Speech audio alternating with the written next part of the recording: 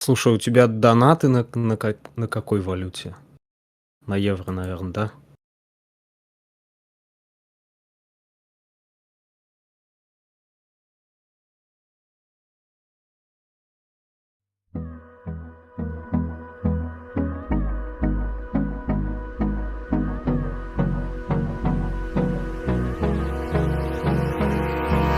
Hold me close till I get up.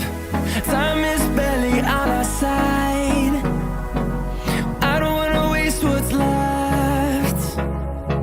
The storms we chase are leading us, and love is all we'll ever trust. Yeah, no, I don't wanna waste what's left. And on we'll go,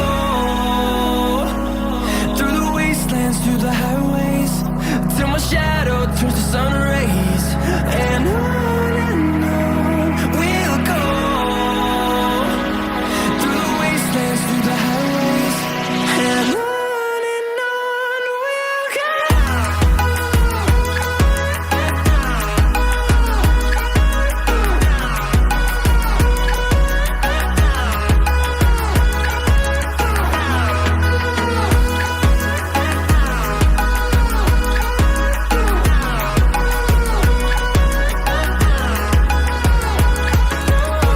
We'll go, finding life along the way, melodies we haven't played. No, I don't want no rest, echoing around these walls, fighting to create a song. I don't wanna miss a beat. And on we'll go,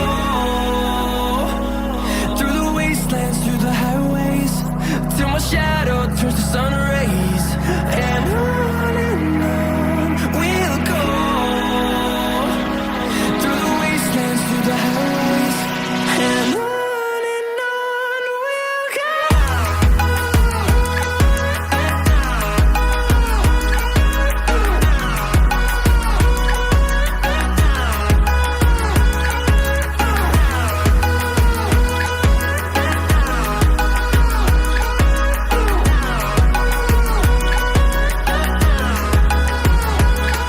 We'll grow in number, fueled by them to see the horizon, turn us to thousands. And we'll grow in number, fueled by them to see the horizon, turn us to thousands. And on we'll go, through the wastelands, through the highways, till my shadow turns to sun rays. And on we'll go, through the wastelands, through the highways. And on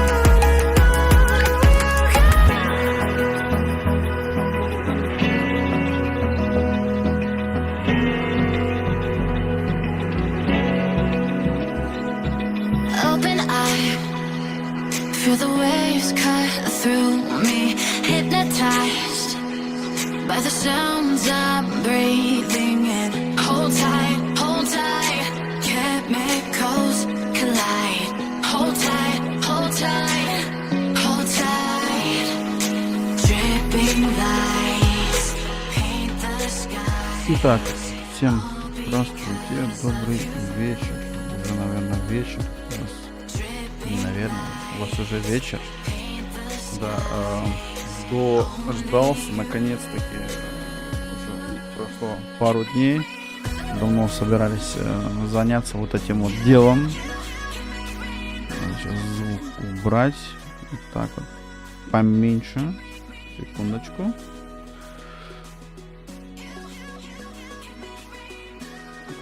Настройка стрима во время стрима. Еще это никто не отменял. Так, ну, звук убавим. Так, звук рабочего стола чуть-чуть берем. Во. Красота. Итак, думаю, сейчас будет нормально все. Так, что у нас тут получается? Всем здравствуйте. Да, кто напишет в чат, соответственно, вы это увидите. Все, убавил, нет? Это до сих пор еще много звука. Так, сделаем меньше. Так. Вечер добрый. Итак, у нас сегодня наконец-таки опять есть гость. Специальный гость. Дождались этого момента. Сегодня с нами Тимур Ял команда. Нет, он один. Он сегодня без команды, он один. Тоже стример, игрок, гонщик.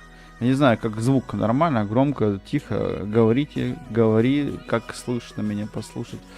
Думаю, наверное. Привет, Ич! Вот оно, мой модер. Здравствуй. Чиканок, здорово. Привет. Вот он, мой самый главный модер. Короче, всем здравствуйте.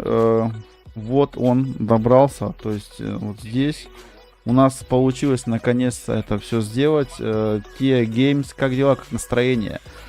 А это сразу давайте здравствуйте. То есть, поприветствуй, поздоровайся и сразу же ответь на первый вопрос. Как дела, как настроение? Да, ребят, всем привет. Дела отлично, раз здесь у нас Олег есть драйвер. Вождение тачки я обожаю. Тем более, что сегодня пятница и впереди 2 выходных. Так что супер. Отлично. Отлично. Это очень круто. Еще один гонщик. Миша еще нас видел. Миша писал. То есть Миша тоже будет, тоже наш гонщик-коллега. Да, давно такого не было, такого формата. Лето, вот эти каникулы, тепло, все дела. Но нужно когда-то и общаться, начинать вот это все дело. И, соответственно, вот мы здесь. Опять мы здесь. И это очень-очень-очень хорошо. Очень рад, что у нас получилось. Это, к сожалению, не было так просто. Вот я здесь. Я думаю, что такое? Камеры не было. Да, потому что я работаю много. Много работать. Тимур просто буду говорить, да? Просто Тимур. Можно и Тимур как хочешь. Просто да, будет, да, мне бы название канала вы и так видите на превьюшке, вы видите сейчас на мониторе. Да.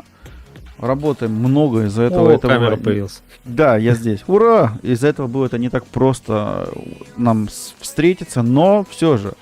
Сразу хотел, пока не забыл, вот мы были в отпуске недавно, говорю, я тебе уже говорил, едем такие по автобану, и смотрю название твоего города, такой, блин, рядом проезжаем, да, так, но не получилось, к сожалению, было не так просто, я не один, но вдруг в следующий год получится, и реально заеду в твой город, и представляешь, так вот увидеться в настоящем времени, да, вот не вот этот все интернет, а именно лайф увидеться, вот это прикольно было. Прям было бы очень здорово. Да, и давай будем к этому стремиться, пойдем. А сегодня поговорим о некоторых вещах, которые интересуют меня, которые будут, скорее всего, интересовать чат, вопросики. Здравия, красавчик. Илюха, от души. Ну, прикинь, Илья тот самый человек, который так меня познакомил с Алекс Хирс, Серега, да, у нас Хали-Гали Геймс наши, они живут здесь в Германии, я к ним поехал благодаря Илюхе, да, он с ними познакомился, потом меня с ними познакомил, потом мы начали общаться, и я поехал до этих товарищей, то есть здесь мы познакомились с тобой, и 800 километров, или сколько там, 900 между нами лежит, без проблем. Да, всего лишь, то есть это вообще не расстояние для европейских дорог, по идее, но, к сожалению, поскольку мы повязаны сильно, работа держит, у меня еще и семья не маленькая, как бы непросто. Ну ладно, что мы будем обо мне? Давай рассказывай ты, сегодня я буду задавать тебе вопросы. У нас на фоне канал твой, ссылочку. Кто не в курсе, кто не знает этот канал, я вот так сейчас, смотри, сделаю, прям сюда раз, прям в чатик ссылочку поставил на твой канал. И, соответственно, кто не знает, пусть заходит, знакомится с контентом. Как тебе превьюшка? Похоже. И там блондин, конечно, превью. Но, тем не менее, гонщик. Превью. Итак, как- Превью я даже не видел, я, по-моему, сразу нажал на Еще лучше. трансляцию. Самое главное на трансляции, ты в названии трансляции прям можешь нажать на название и прям попасть на свой канал. Вот это очень важный пункт, во-первых. Во-вторых, как ты вообще докатился до Ютуба, до вот этого вот стрим, когда первый раз начал? Что тебя подвинуло к этому? Рассказывай.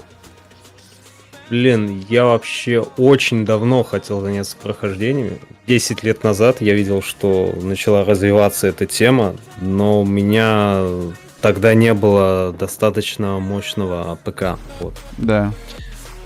А, скажем, 3 года назад, наконец, мне удалось собрать, ну, скажем, норм ПК, и вот я занялся как бы этим. М. Ну и так. Я еще долго об этом думал, вот перед сборкой ПК, вот я там прям с другом вышел, гулял и так разговариваю, а что если мне стать ютубером, ему говорю, и он мне говорит, ну вот тебе надо будет делать так, там камеру купить, лучше еще хромакей Да. и так далее, и короче, ну прям вот так подробно мне рассказывал, о чем я даже не задумывался в принципе. Ну, то есть ты не ожидал, что столько надо всяких компонентов, чтобы вообще начать стрим даже, да? Да, Изначально. честно, не ожидал и не ожидал, что ну, буду этим прям так активно заниматься, тем более вот сейчас мини-влоги какие-то записываю Да. по 2 минуты. Да. Тоже неожиданно. Это у меня подсмотрел, думаю. Но получается нормально. Еще чуть-чуть и будешь уже класс. И Наверное, это- у тебя немного, да. Да, есть такой момент, говорил уже не раз, и тебе сейчас тоже могу сказать, то что пройдут годы, и ты включишь свои короткие видосы, посмотришь, что ты говорил, как что изменилось в жизни, представляешь? Ну, то есть свой дневник такой записываешь, да. В первую очередь делай для себя, и найдутся обязательно, кому это понравится, и потом... Этому надо время. Вот когда годика 2-3 пройдет, ты начинаешь смотреть и потом понимать, для чего ты это делал вообще, зачем, да. Первые видосики сейчас и так все еще сыровато все, да, я поначалу тоже так думал, но потом время, когда пройдет, и начнешь и потом по-настоящему ценить эти моменты, да. Вот Ну это- да, я вот это полностью согласен. очень да. прикольная тема. Я втянула меня вон там, посмотри, куда я уже докатился до этого. Мне уже говорят, что у меня поехало, но кукуха типа поехала. Шутка, конечно. Но дело в том, то, что как бы она там и не поехала, представляешь, там пройдет лет 5-6, и видно будет реально, куда, чего, как изменилось и так далее и тому подобное. То есть в этом очень много заложено, если честно. Ну, пока еще рано обширно говорить, но заложен определенный код. Такие вот дела. Ну, все-таки думаю, как и любое, как бы, ну, творческое занятие, это тоже творческое занятие, поэтому Да. ну, Обязательно. это интересно. Да. Ты Так. в первую очередь, ты как, вот, как говорят, YouTube креатор, то есть ты творец, у тебя творческая студия, вот ты творишь, даже что-то с телефона там записываешь. То есть ты сейчас записываешь, вот как я вот Да. начал 1,5 года назад заниматься, я не знаю, или я видел, чеканок нет, но тоже я начал тоже такие короткие видосы потихоньку записывать. Что я тебе хотел сразу же сказать? Тебя вот, я не видел пока еще... А, вот, влог, 22 видоса. У тебя есть плейлист, уже лайк, все правильно. Да, там должно быть 24, но я какое-то видео не вставил. Закрыл еще пока. Ну ладно, или не надо оно тебе. Дело даже не в этом. Дело в том, то, что плейлист есть, и есть определенно все на полочке сложно. Вот, Не, допустим, плейлист это, конечно, обязательно. Еще крутая штука. под видео прохождениями я пишу, вот, ну, как бы оставляю ссылку на плейлист, потому что Да. я понял, что это тоже важно, Да. иначе тебе просто не найти, как бы, ты хочешь посмотреть какое-то видео, и тебе не найти его. Ну, смотри, я сейчас мою Да, любимую пи- штуку пи- включу. Первый видос. Да, я вот тебе включу конечные заставки, у тебя их нет. Надо будет... Нет, да. А? Конечно, заставок нет, говорю, да. Да, у тебя конечных заставок нет, то есть в конечной заставке в чем плюс? Ты можешь там делать же бесплатно сам себе рекламу на свои другие видосы, да, если что. Так что подумай Это, насчет кстати, этого. да. Это Да, это есть, это у меня, по-моему, ну, не то, что у меня есть конечные заставки. Я, кстати, делал начальные заставки, у меня вот да, прохождение Horizon да. есть начальные заставки. Ну, начально я прям смонтировал и прям там сделал там, не помню с какой серии, может, 7-й, с 10-й. М. Ну, я смотрю, поскольку все-таки это была не трехдневная история, то есть уже там через раз, то есть у тебя не ежедневно влог, но они такие по 5 роликов в месяц, по крайней мере, тебя эта история втянула, как бы нравится же, да, все-таки делать это, да? Немножко втянуло, да, интересно. Каждый день, к сожалению, не получается, потому Не, что уставший, то еще что-то. То есть не как у тебя прям Каждый день тебе должна влог. кукуха поехать, как у меня. Это во-первых. Это во-первых. Он подтверждает. У драйвера поехала кукуха, подтверждаю. Да, этот подтвердитель, блин. Да, есть такое. То есть это не совсем просто. Это было сделано, я до сих пор их стряпаю, но сейчас наперед я уже заливаю. Но дело в том, что я смотрел людей, которые этим занимались на протяжении нескольких лет. То есть у кого-то плоды раньше пошли, у кого-то позже. Ну, представляешь, вот они так же самое, как и я, вот прошло лет 5, они начинают смотреть, то есть на ютубе есть контент, когда там 5 лет назад, там, да, там волос седых меньше, прическа другая, там, допустим, еще такой худенький, потом он там поправился, или наоборот, он похудел, то есть прогресс видно вот в течение 5 там, лет, да, сильный. Там, Дневник, да. Да, твой всеобщий получается. Да, твой всеобщий. Да. Ну, там семья, дети будут там, да, или кто-то, допустим, ты живешь здесь, кто-то у тебя есть за границей, или, ну, в каких-то других странах, которые тебя люди знают, конечно. Тебя смотрят, включили YouTube и, пожалуйста, да, вот смотрите. Свои плюсы есть, определенно. Что еще? Еще. Влог-то понятно все. Это все вот недавняя песня. Я когда тебя увидел первый раз, познакомился, говорю, вот через Андрея Зомбачка, Илюха, через него мы начали как-то потом общаться.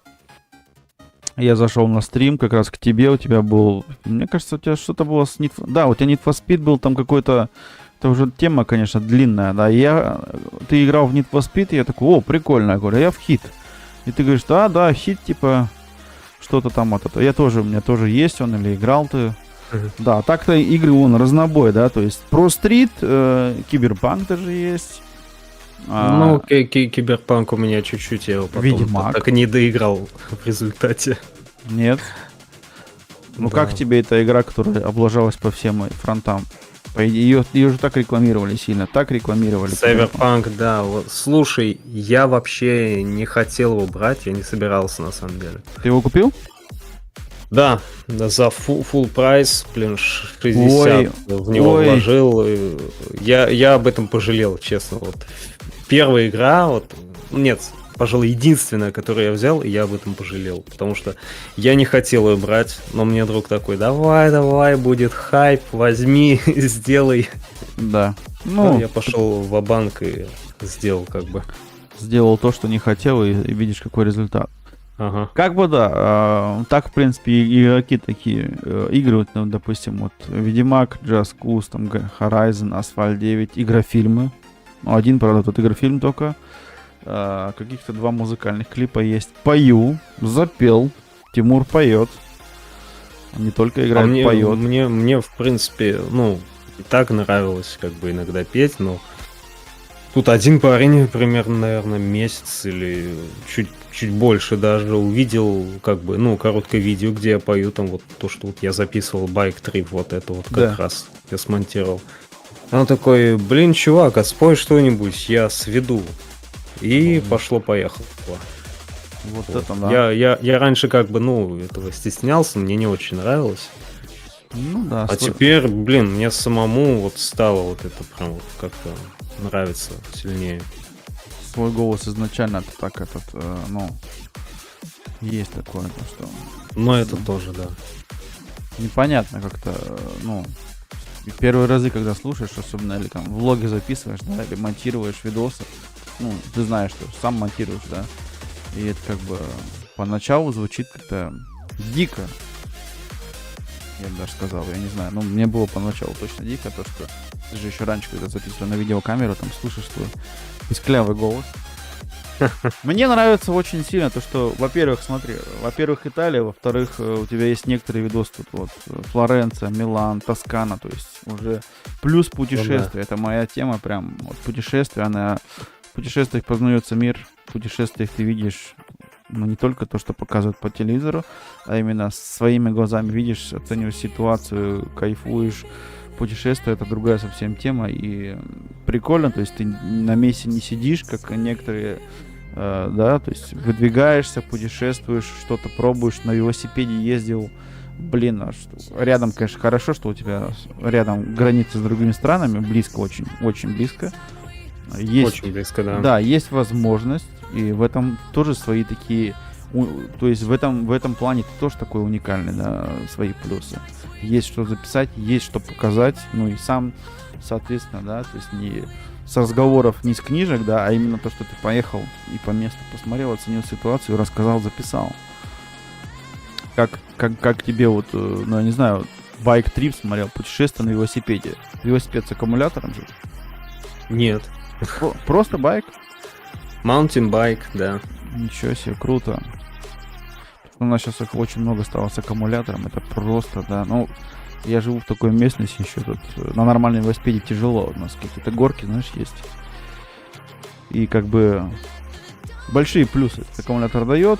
А так, в принципе, если вот ровная какая-то местность, да, то есть почему и нет? Что там такого? 30 километров Слушай, проехать. у меня вот в прошлом году было такое, что я в Словении, вот в столице, в Любляне, остался на ночь. Да. Была такая вот тема после концерта. Я там взял велик электронный, и я чисто на нем, вот, наверное, не знаю, полгорода объехал. Так приятно. Электронный. И вот, блин, и прям вообще. И тем более в Любляне там прям столько велосипедных дорожек. Тебе просто приятно там кататься. Да, там вообще прям классно сделано. Интересно, видишь, что-то новенькое узнал. Я вот проезжал в эту Любляну, вот прям, да. Мы были же в Словению проезжали.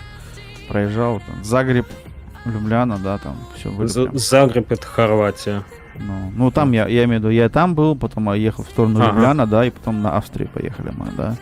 И я имею в виду, в этот раз у меня чуть другая была рута на отпуске, и прикольно. Ну, в Любляну я сказал жене, надо будет посмотреть обязательно. Тебе как столица этого государства как понравилось или не понравилось? Какие плюсы? Мне Любляна понравилось, да. Прикольный город.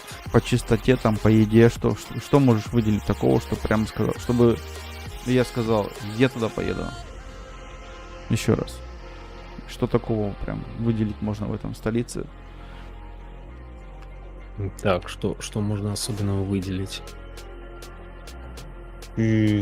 Слушай, даже не знаю, чем-то напоминает Россию, можно сказать, немного.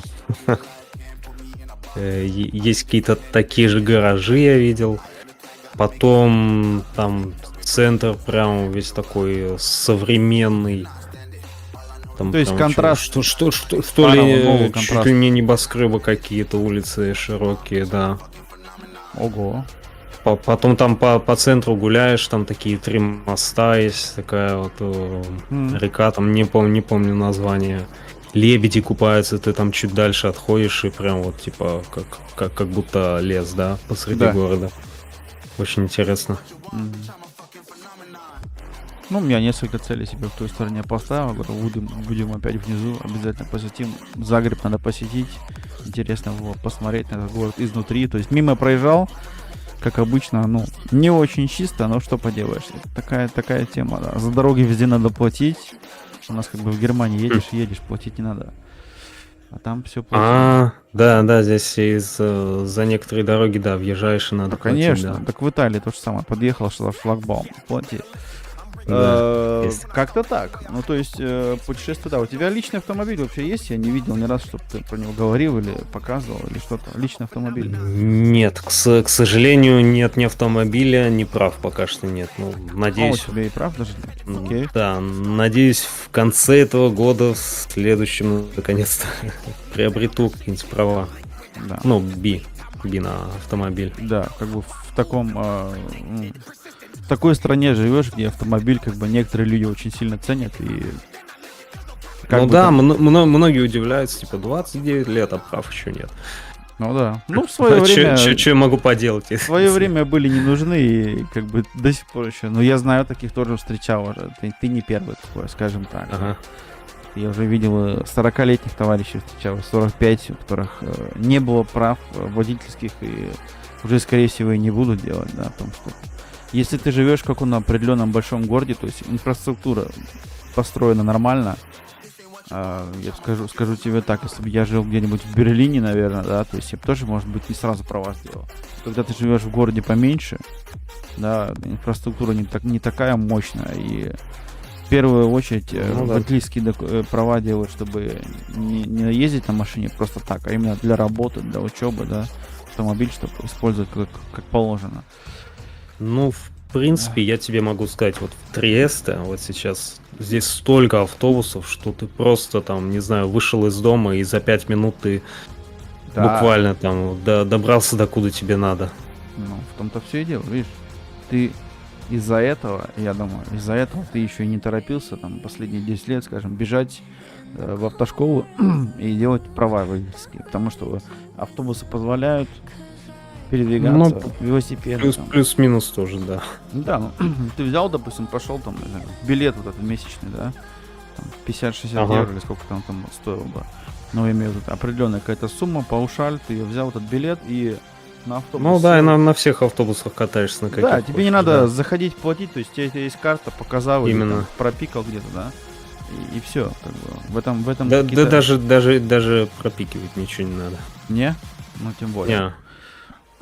Ну, все равно есть свои, говорю, плюсы. Мол, так вот, я смотрел, когда вы тоже в Италии были, очень много передвигаются на автобусе из большого города в большой. И для меня это было, ну, как-то... Здесь больше поезда у нас были раньше, сейчас перемешано, но не то. Не то. В каждой стране свои какие-то прикольчики. У нас прям автомобильная тема развита, ё-моё. Потому что в больших городах, да, там автомобиль... Как бы больше будешь в пробках стоять, если честно. Ну, я такого мнения. О, вот, кстати, в Триесте здесь беда с этим, потому что большинство дорог идет в гору, и да, тут много трафика. Есть с этим проблемы иногда. Я приеду, лично проверю. Не очень интересно, конечно же, очень интересно. И потом еще, смотри, еще вот особенность, то, что Триест, он, ну, так как на море, да. Он как вот полумесяцем этот вот город, скажем, находится. Да. И поэтому еще немного из-за этого тоже много трафика. Потому что как бы с одной стороны море, с другой горы. А вот если куда-то поедешь, например, в Удине, тут час езды, да, то там уже проблемы с трафиком нет, потому что город, он типа, скажем, как Москва, то есть ты к нему можешь подъехать с любой стороны, и вот там как-то машины там свободнее передвигаются. Ну, я там уже был в той стороне, конечно. Мы же ездим в туда, в сторону Венеции, этот Бибиона, ну, да. Регион. Ну да. Бибиона, как бы, Удина. Бибионы, да. Да, Бибиона, там, Пинеда, вот эти все, там, Лигнано, вот эта вот вся тема, короче, я имею в виду, там... Линьяно. Да, все, туристы... Не буду тебя повторять. Не-не, поправлять. Правильно поправляешь, чтобы я знал, как правильно говорить. А то потом на меня такие смотрят, такие итальянцы. Что там сказал, да? Они в этом плане есть такое, что неправильно произносишь, как бы, да, я знаю. Ну, не все поправляют, некоторые просто, типа, как бы... Да, там, где регион, не где туризм, внимания. Да, где туризм, регион, конечно, уши режет, но привыкают, скажем так. Это да. Ну, у вас, кстати, вот, ты же живешь, это получается, от твоего региона такая маленькая столица, правильно? Или как Триест, это ж, допустим, у вас какой-то регион, и это большой город. Да. В твоем регионе. Да, есть такое. Да. Триест самый большой. Да, по плану туризма, как вообще там обстоят дела? То есть туристов... Много туристов, много. То есть тоже туристический город, абсолютно. Туристов много, да. Потому что я смотрел, Словения рядом. Тебе Словения там чуть-чуть раз-два, и Хорватия уже рядом, да? То есть ты прям живешь в таком месте, наверх поехать, у тебя там Австрия прям недалеко, да? Да. Очень такое интересное место. То есть я там вот возле Альпов останавливался, ну это прям вообще, ну конечно, погодные условия так себе еще, да, ну иногда. У тебя-то уже теплее, я имею в виду Австрия, меня поразила красотой, но убивает погодой. У тебя такое место, то есть все-таки туризм, ну, определенно есть направление, и туристы приезжают. Потому что там, где вот мы ездим в сторону, там, где пляж, там прям все под это заточено. То есть ну, видно, что с апреля А, ну да, там сентябрь. Езло красиво Да. вообще там. Да. Граду. Да. Эти места все, они прям вот с апреля по конец сентября живут. А остальное время все такое на паузе, знаешь. То есть Да, именно. Сезонные, да. Да, там очень сезонно. У тебя, видишь, еще такой город, где ты прям, ну, и живут люди, там, и туристы есть, все, да, то есть смешанная тема, но больше, конечно, которые живут. А в том регионе, наоборот, там как раз-таки кто живет очень мало, да, хотя отели понашлепали, там все понастроили. А именно то, что туризм, да, то есть когда Ну да, так и туристы есть. уехали, я там был один раз в конце сентября, как мертвый город, да. Все, закрываются, Ой, вот магазинчики. смотри, когда я жил Жестко. на Сицилии, в Марина ди Рагуза, вот летом там прям столько народу, а в январе-декабре там вообще пустыня пустыней. Просто, Ты на Сицилии же успел пожить? да, 10 лет. А, ты здесь недавно живешь? Там, буквально? Да, около 4 лет тут живу. Сицилия это вообще там, блин, вообще красота такая, да? Не? По-своему. Красота красотой, да, но там с работой немножко беда, и об этом все говорят. Поэтому кто может, перебирается на север. Ну да. Ну, то есть по северу в плане туризма вот и зарабатывают всем я на туризме. Да. Там на юге я встречал вот тему, встречал также итальянцев, которые приезжают на север в отпуск в Италии. Чего? У вас же на юге тепло, да? А тут и Да, цены- обычно наоборот, да. Да, и цены другие, типа, и сервис другой, и специально, да, этот, ну, такой, ну, прикольно. Ну, такие вещи, как бы, какое-то неадекватное. У нас, если на север едут, прохладненько. Ах, да, смотри, и там уже на Сицилии 10 лет Сицилия, ну, нормально. Итальянский выучил там хорошо. Ну, да. То есть владеешь, как сказать, свободно языком. О, смотри. Свободно, да, как родной язык. Ну, вот как у меня с немецким. Я вот сейчас еще начал английский наверх учить. Потому что я заметил в отпуске, если ты находишься в другой стране, некоторые страны прям приветствуют английский, да. То есть, Ну да, абсолютно. да, без этого. Особенно, я тебе скажу, в Словении английский более развит, чем в Италии. То есть в Словении у тебя больше шансов, что там какой-то человек говорит на английском, чем в Италии. Да, так еще и в Словении, и в Хорватии тоже. И в Хорватии, да. В Хорватии я был сильно удивлен, сколько людей говорят там на английском. То есть, хотя там половина, если по-хорватски будут говорить, там половина слов русских, то есть их понятно. Да, Если именно. будем по-русски разговаривать, я их все равно пойму. Но они как бы такие, нет, хорватская или English. Я говорю, German? No. English. English только все это. Deutsch. Да. Чё не Deutsch? Deutsch не могу. Я говорю, German? Я такая, nein. Нет, говорит, На- English. English или Croatish English, все. Ну ладно. Ну, что поделаешь. С другой стороны, реально, когда мы приезжаем там в какой-нибудь большой город, приедешь какой-то, твоя столица там, да, в Хорватии. Туристы, Да, интересно. туристов хватает. То есть большой портовый город, сразу туристы. Мы были в Сплите. Там туристы прям на английском, ну, то есть и Америка, и все, кого там только не Голландия, и Англия, кого только нету, да. Я хотел тебе еще пару вопросов задать насчет контента. Допустим, смотри. Гонки гонками, вот эти все Need for Speed. Сейчас вот начал записывать влоги.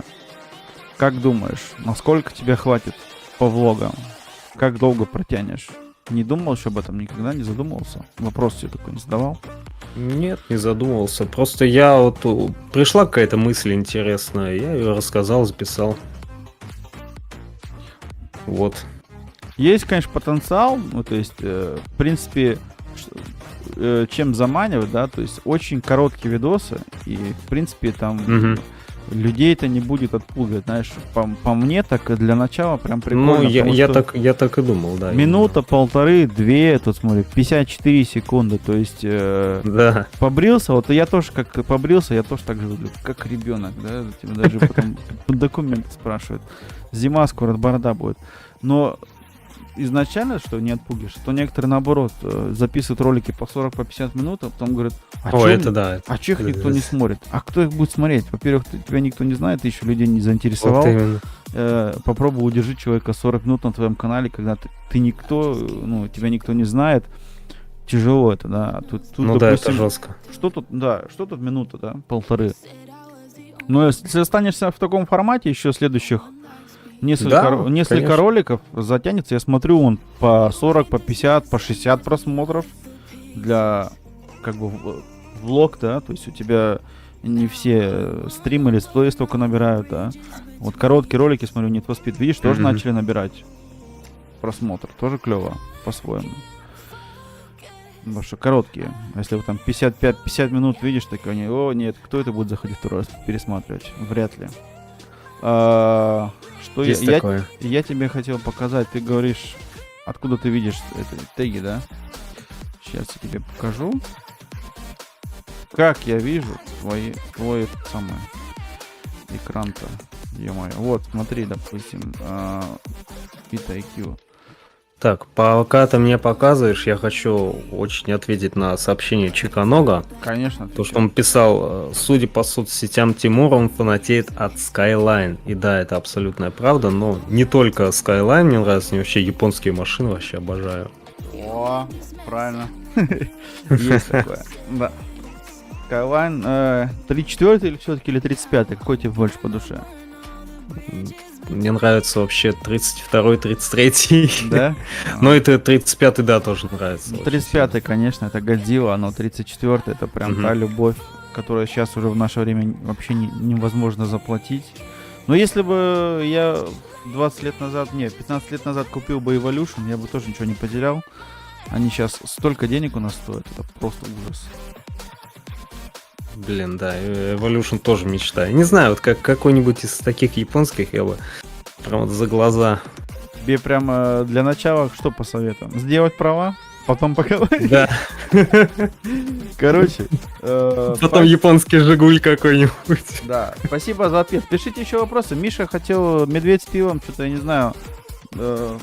Говорит, типа, опаздываешь. Я ему написал, что я все здесь. Ну ладно, да, мы чуть-чуть опоздали, пока настроились туды-сюды. Вот, смотри, допустим, вот твой влог, видишь, вот на ютубе сейчас страничку. И вот справа у меня вот от VitaIQ вкладка. Сейчас я вниз откручу. И здесь у тебя под влогами, у тебя нет ни тегов, ни теги на канал.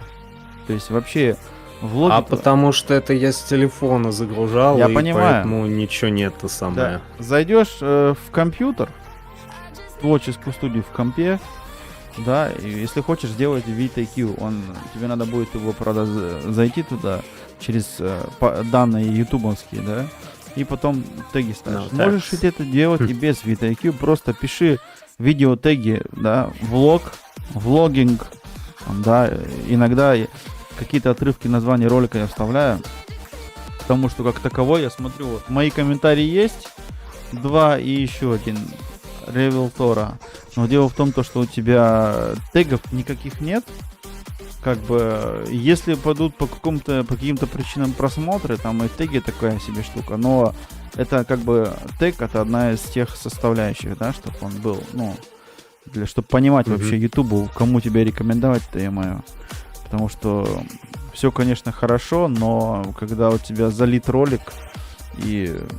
Просто он получается, ролик есть, влог на канале, но он правильно не настроен, то есть как YouTube будет теперь с тобой быть, кому тебя показывать вообще, что с этим делать. А с другой стороны, вот если я, допустим, Need for Speed включу, Need for Speed у нас здесь стоят видеотеги. На Need for Speed стоят. У тебя стоит здесь Dirt 4, знаменитый. Стоит того, обзор прохождения, Trials, бешеный Trials, гонки, Need for Speed, Dread Race Time, Наруто, аниме, манга, Horizon, Far Cry. Просто весь, короче, винегрет названия игр.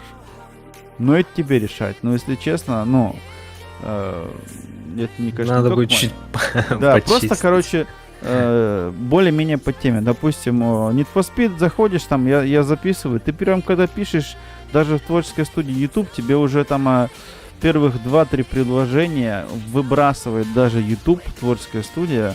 То есть ты берешь, там, пишешь пару Need for Speed вместе, потом Need for Speed пишешь раздельно, как положено, да? То есть ты пиши в нескольких версиях, потому что люди ленивые, как они в поисковике пишут, как тебе будет выплевывать потом YouTube в поисковике, это такая тема, да? То есть пишешь Ну Need for да, Speed, есть как такое. положено, ну, то есть Need, пробел for, там, пробел Speed, и потом то же самое вместе, потом пишешь, допустим, hit, и потом Need for Speed, и потом пишешь Need for Speed hit, вот так вот, знаешь, то есть комбинации право-лево, местами меняешь эти слова, вот этих вот несколько вещей проделаешь, да, вот этих проделок, но нам, допустим, именно видеотеги по контенту твоему, да, то есть ты пишешь, По допустим... данной игре, да. Да, по игре, то есть ты просто с названия игры можешь своего там налепить, там, допустим, 10-12 тегов, которые уже, как бы, уже круто. То есть некоторые он выплевывает тебе в рекомендации.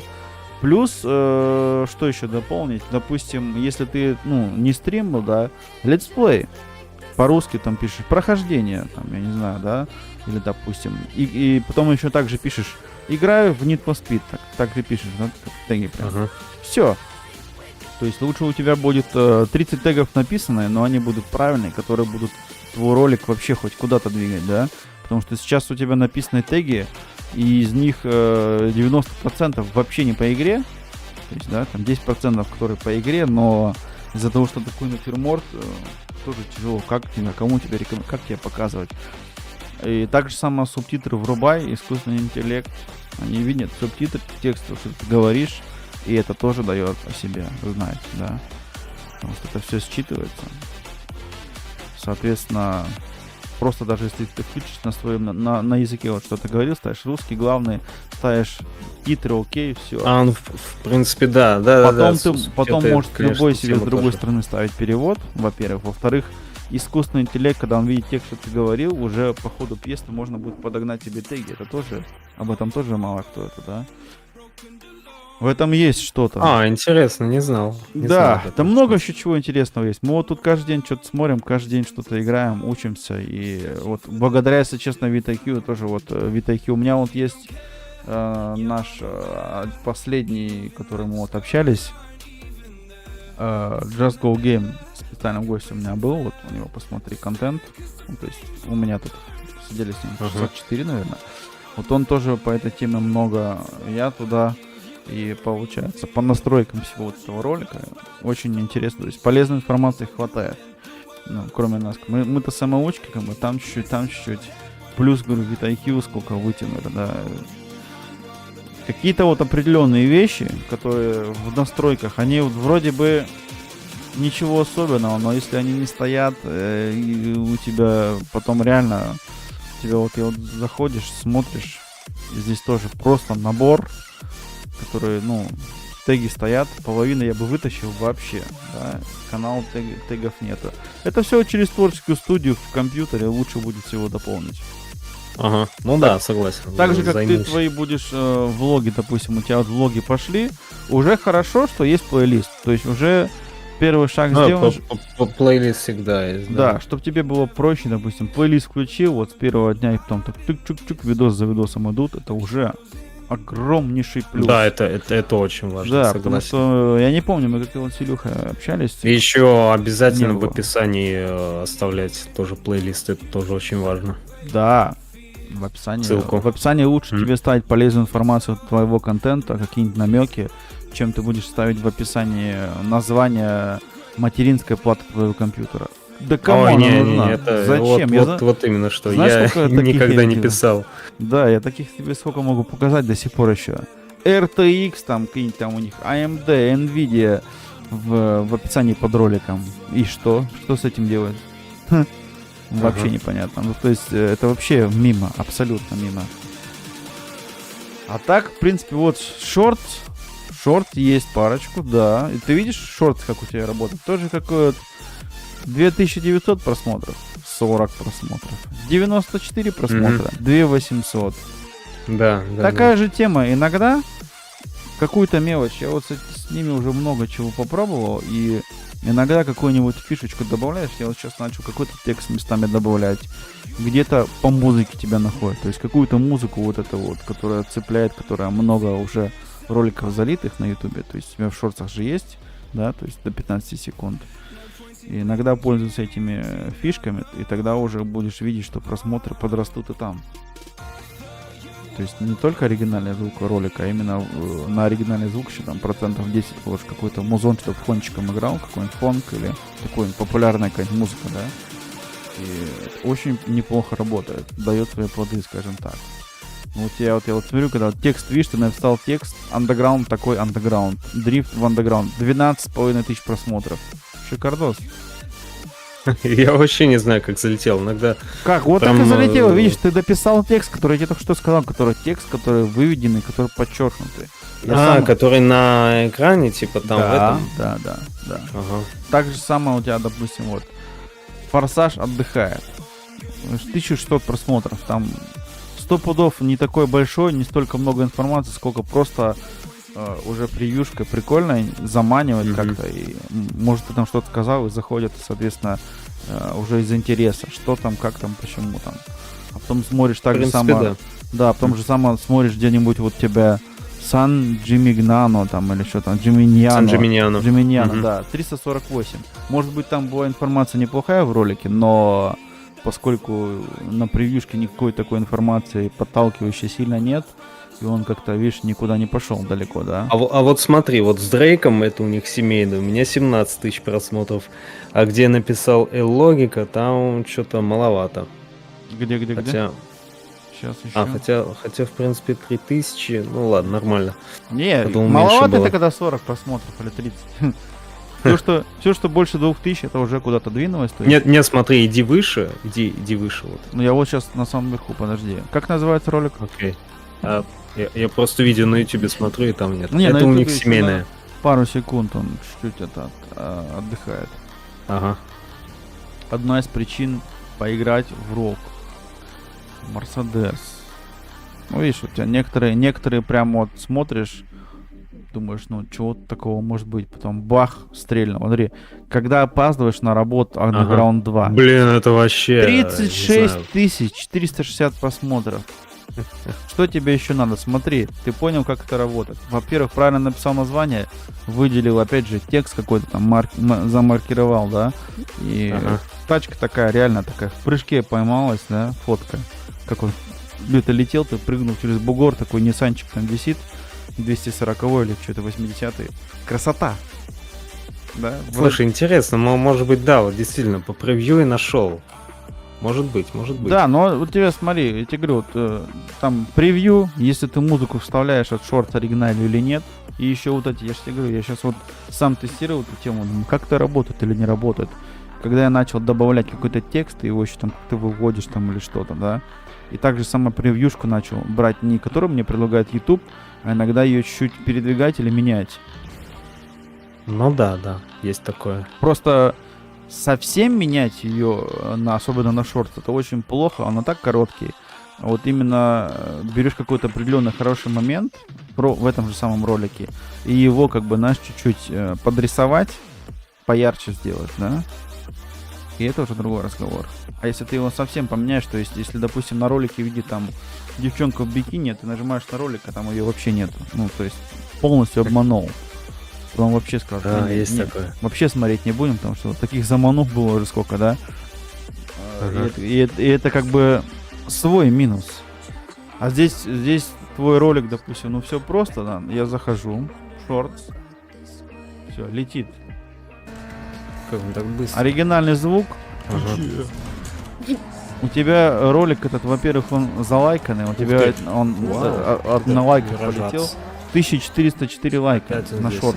Офигеть. Нифига, как он так быстро. Да, ну то есть, видишь, у тебя его еще закомментировали. Я тебе сейчас еще просто на комментарии Ух ты. еще... Вау, вот это выражаться. Да. Опять он здесь. Ничего. Да не, он, конечно, вообще взлетел, как я не знаю что. Ну, Причем здесь ничего такого нет вроде. ну, вроде бы нет, но видишь, все правильно сделал и есть. Я вот Ага. короткие ролики вот эти вот, они раньше были 7-8 секунд, у них была магическая какая-то сумма. Блин, ну так прикольно было. То есть 7 секунд ролик заливаешь, даже фоновой музыки нет, можешь в оригинале оставлять, 10 тысяч просмотров за час.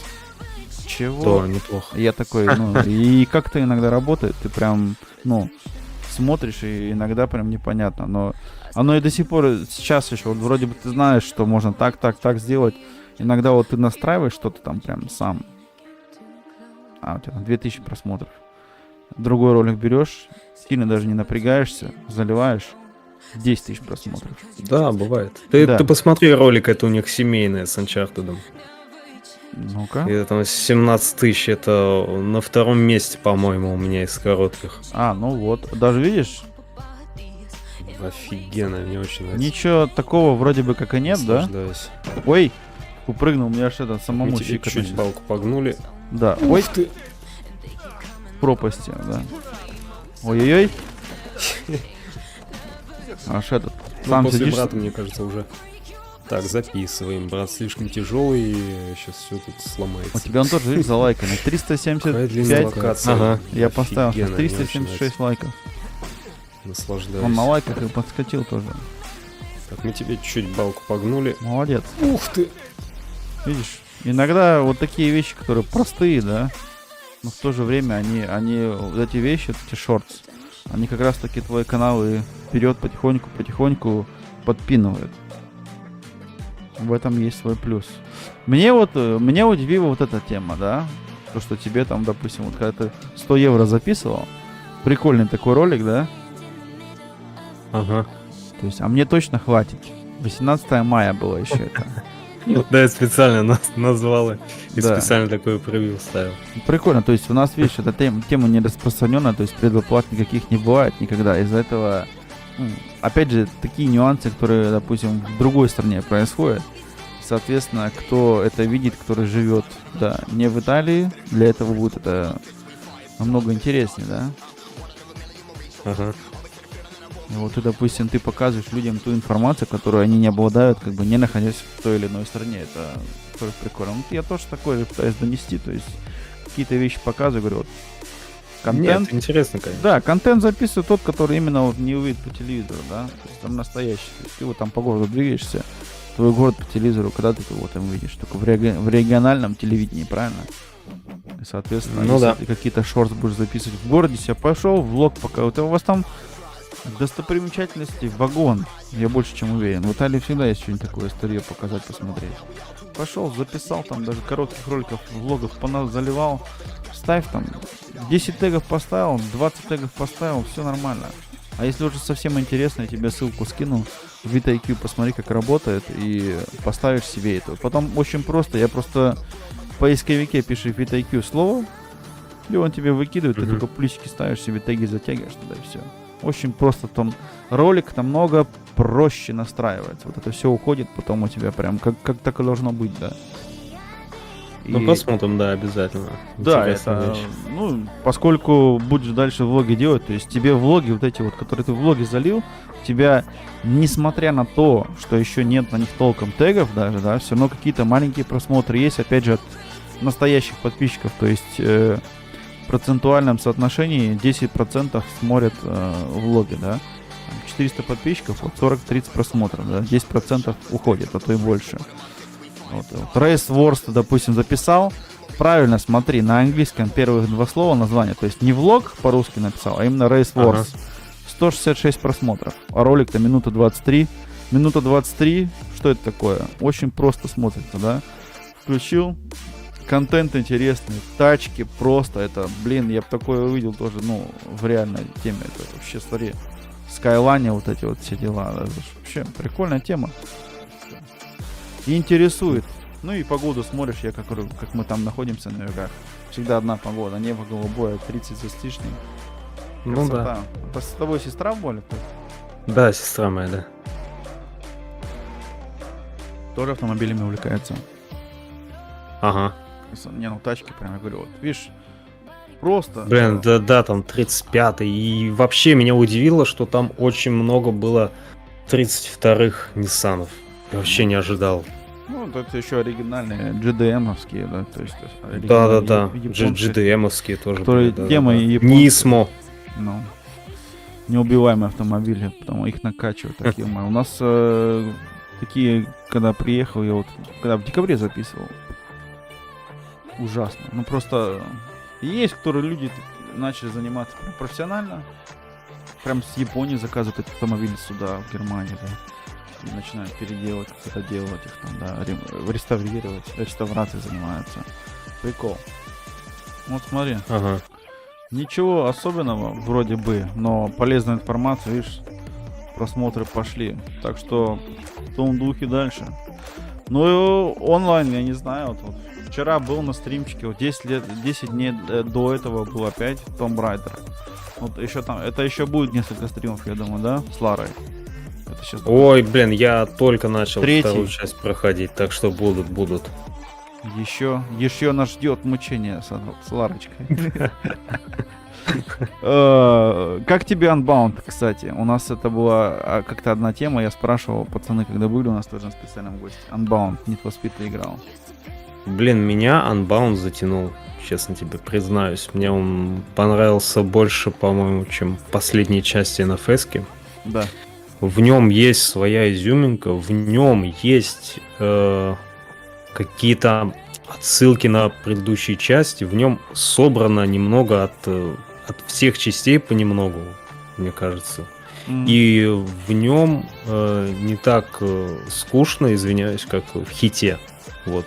Он живее Хита, вот. Что-то в нем такое есть, что прям вот затягивает и интересно прям. Вот. Окей. В Хите у меня такого не было, потому что, мне кажется, в Хите маловато сюжета. Да, по сюжету. Вот. Тут, конечно, да. Тут я тоже только дополню, да. С сюжетом, конечно, я вот тоже чуть расстроился. Очень тяжело с тюнингом. Но по Need for Speed именно как по такой по замыслу. То есть в Хите тоже собрали 4 части вместе, да. А здесь как-то Unbound просто рисовали. То есть много каких-то общих вещей находили. Я видел, как другие Много товарищи у нас общих играли. вещей, да. И они типа вот, кому-то понравилось, кому-то не понравилось. Но я что-то посмотрел со стороны. Нет, наверное, брать ее не буду. Мы тут играли как-то кооп Among Us. Я не знаю, знаешь такую игрушку? Among нет? Us. Да, играл в нее тоже. Да, если Было у тебя дело. интерес будет, у меня уже 3 человек недавно опять. Когда? У нас кооп, и уже есть определенная такая маленькая, но комьюнити. Уже когда будем играть опять? Когда будем играть? Ну, там стримчики реально 4, 5, 6 часов спокойно. То есть буду очень рад, если составишь компанию, если есть интерес к такой игрушке. Тут написано на Стиме, что последний раз я его запускал 3 декабря 2021 года. Ну, видишь, Играл 7 часов. Ну, всего лишь. Да, потому что он успел мне немного надоесть. Серьезно? Ага. Окей, ладно. Но эта игрушка, если, как, я не знаю, надоесть он может в одном случае, если там вчетвером играешь или впятером. А на самом деле это игрушка такая компанейская, и вот когда вот галдеж устраивали такие, я наоборот, меня она затянула с первого раза, мое чистое мнение, конечно. Есть, конечно, люди, которые вообще не понимают эту игру, но прям понравилось то, что все прям сидишь, компания, прям время пролетает, хорошая компания, раз, два, три, кайф. Если будет желание, буду рад встретить, поиграем. Медведь. Не, ну можно будет там какой-нибудь стримчик, конечно. Да, попробуй. То есть мы, я тебе скажу сразу, когда ее врубаем, то есть может быть и сразу у 3-4 стрим параллельно. То есть здесь вообще проблем никаких нет, да. Врубаем все. Ссылки, кстати, на твой канал, я также самую ссылку еще потом добавлю в описании еще отдельно, она стоит в названии ролика.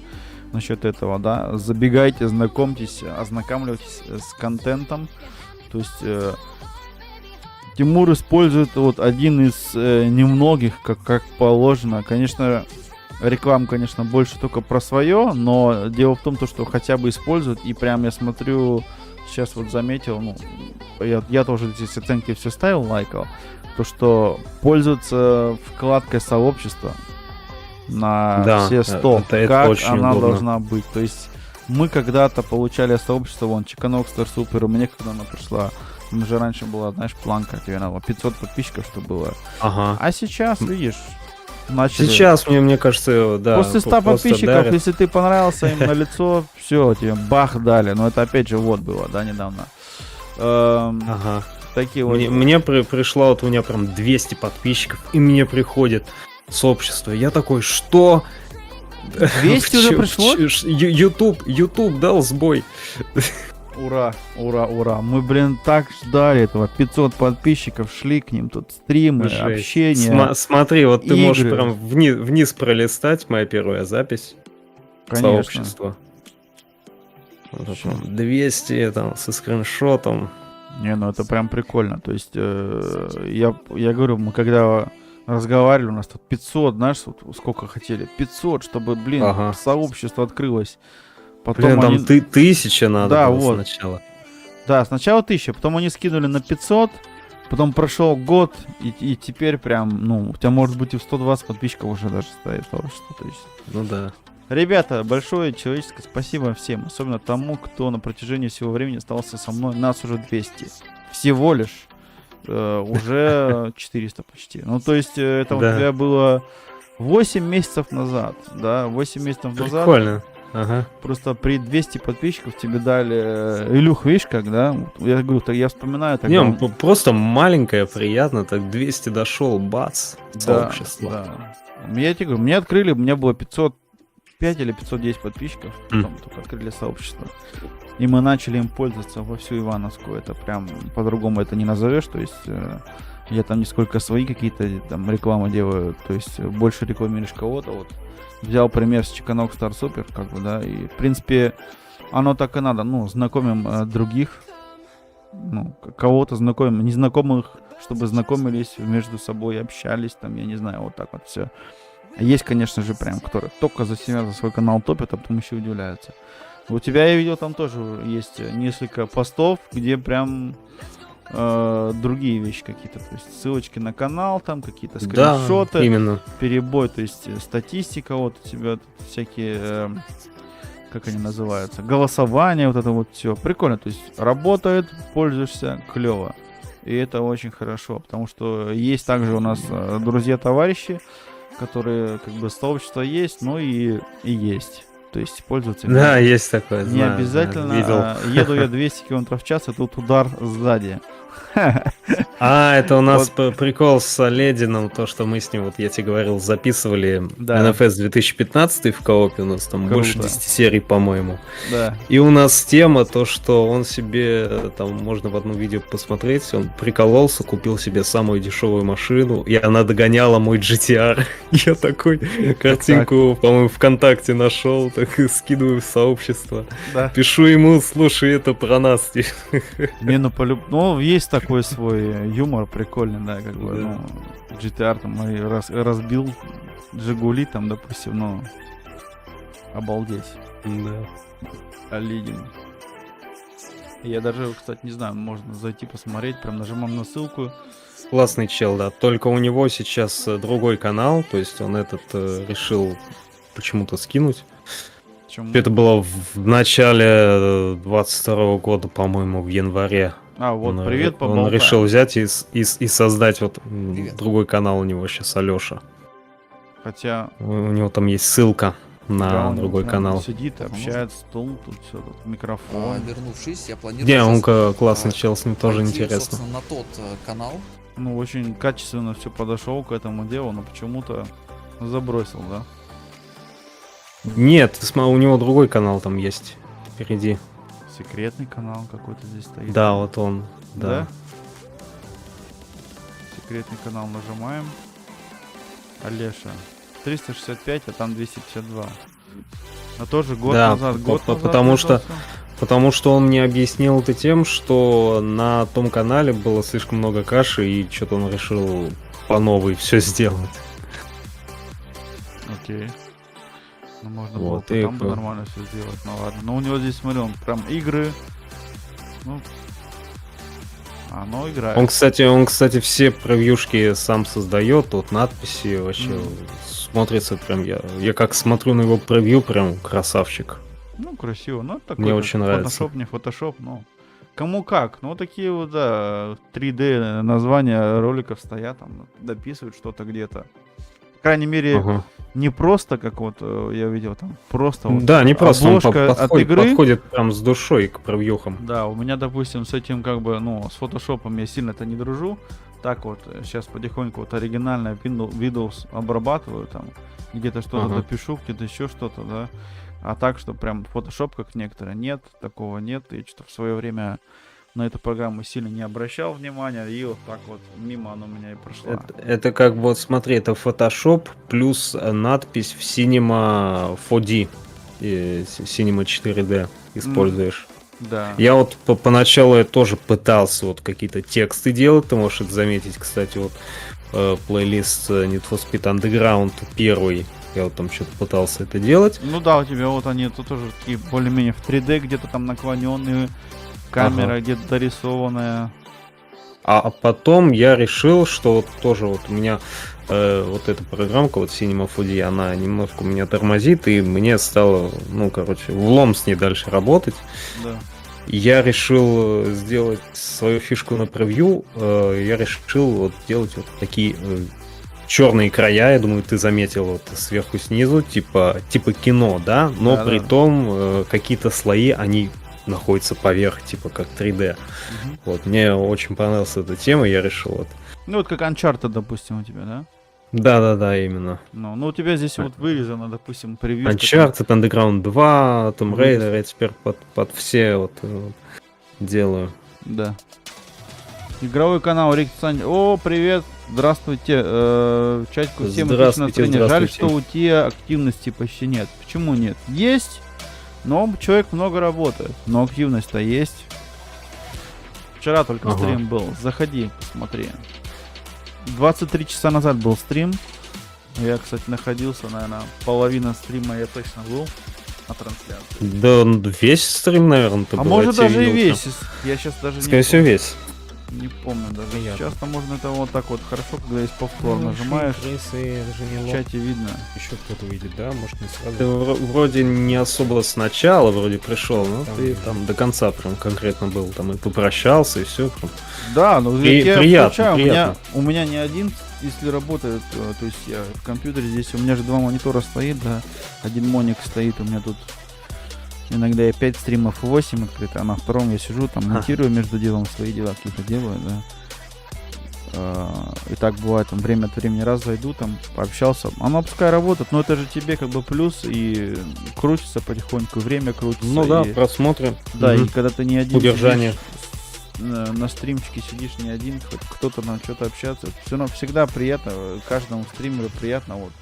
Каждый, кто занимался этим или занимается, все должны понять, да, только которые вот этим, которым мало 10 человек или 20, они такие, ой, что-то это, активности нет. И когда вот заходишь, я не помню, где-то на днях я был, поставьте плюсик, кто есть в чатике, что знаешь, вот такие вот вопросы, такой, сейчас ты минус поставлю. Просто прикольнулся тогда.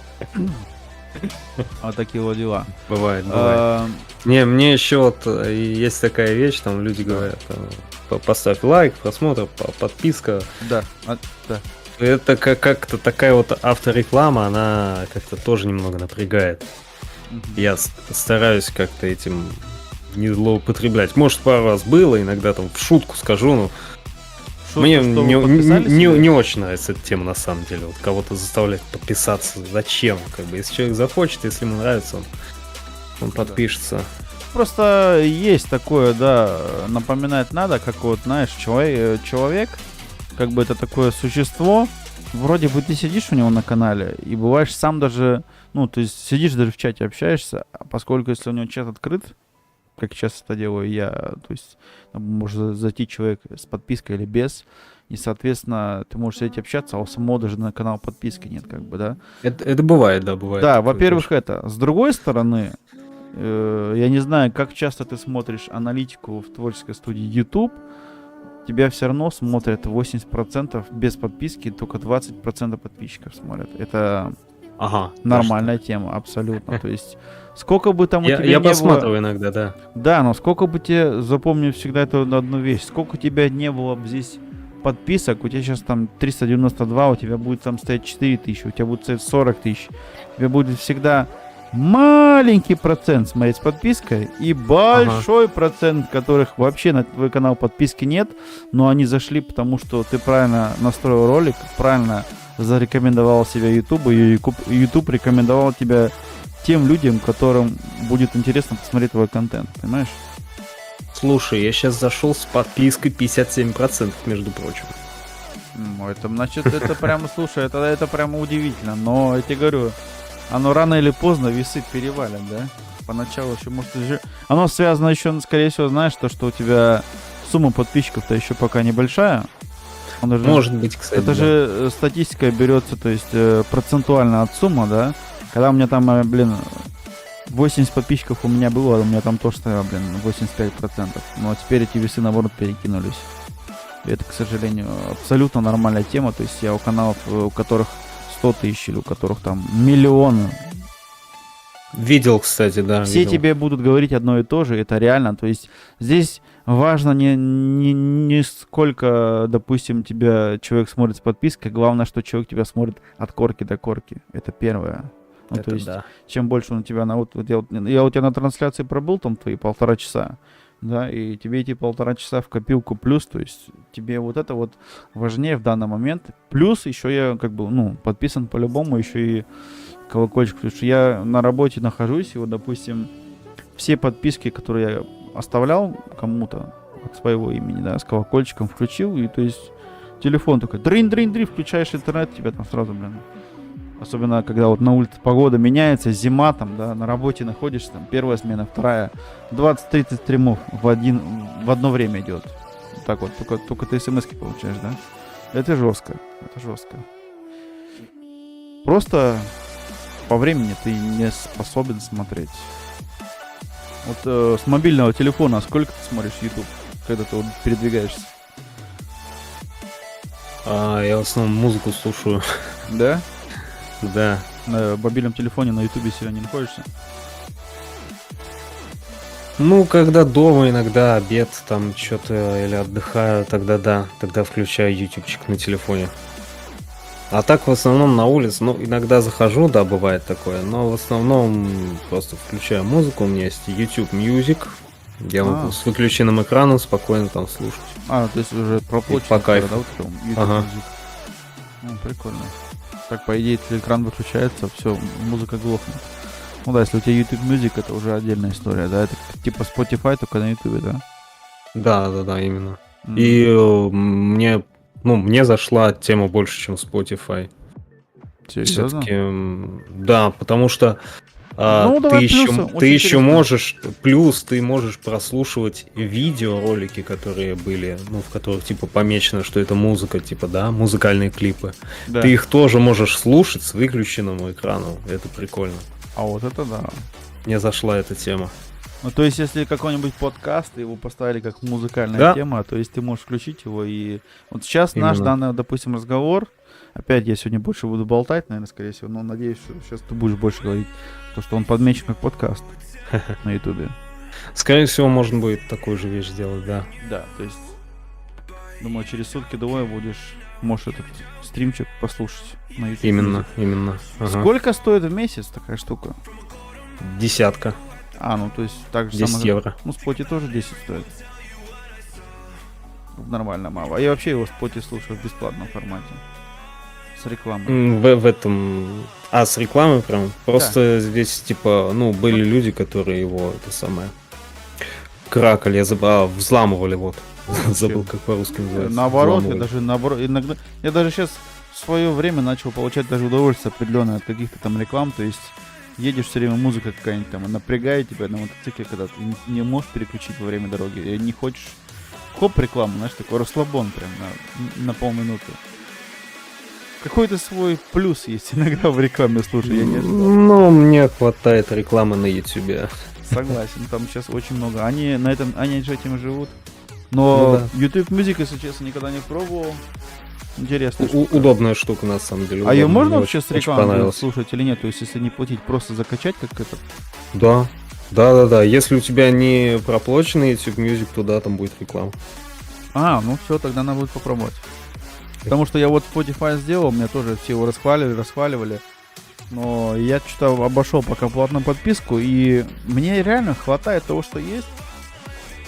Достаточно только просто слабенького интернета. Spotify не нужен. Крутой интернет, это уже хорошо. То есть тянет и на низах. Плюс не засоряешь телефон, память музыкальными этими треками, да? Ну да. Всё. Вот, да, ты в Хорватии купил? Прям. Вот, да, прям. Прикольно. Ну, я не знаю, так вот едешь на велосипеде, включил себе там, да, или на мотоцикле. Я на мотоцикле выезжаю, тоже включил. В шлеме у меня играет музон, все.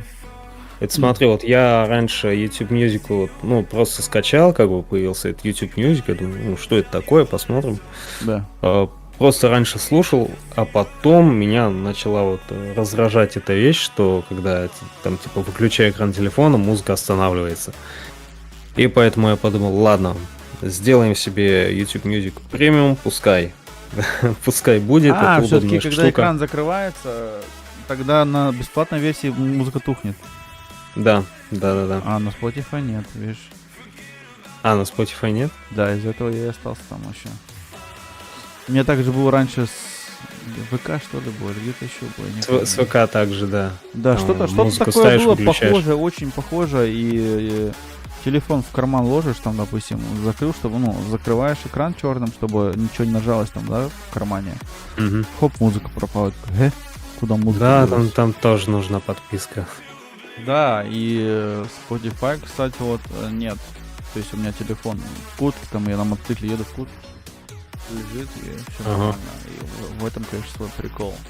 Ну, мне реально понравилось качество этого всего, типа, я такой, ну, прикольно, нажимаешь, играет там треки, и тебе просто в поисковике забил и слушаешь, и не надо ничего качать, то есть это было просто нереально столько тысяч треков затянуть на телефон, то есть Ну это да, это есть такое. просто жестко какая-то библиотека, это прикол. Еще не знаю, если есть функции на Spotify, но на YouTube Music ты можешь сохранять вот треки, как бы, ну, которые тебе там особо понравилось.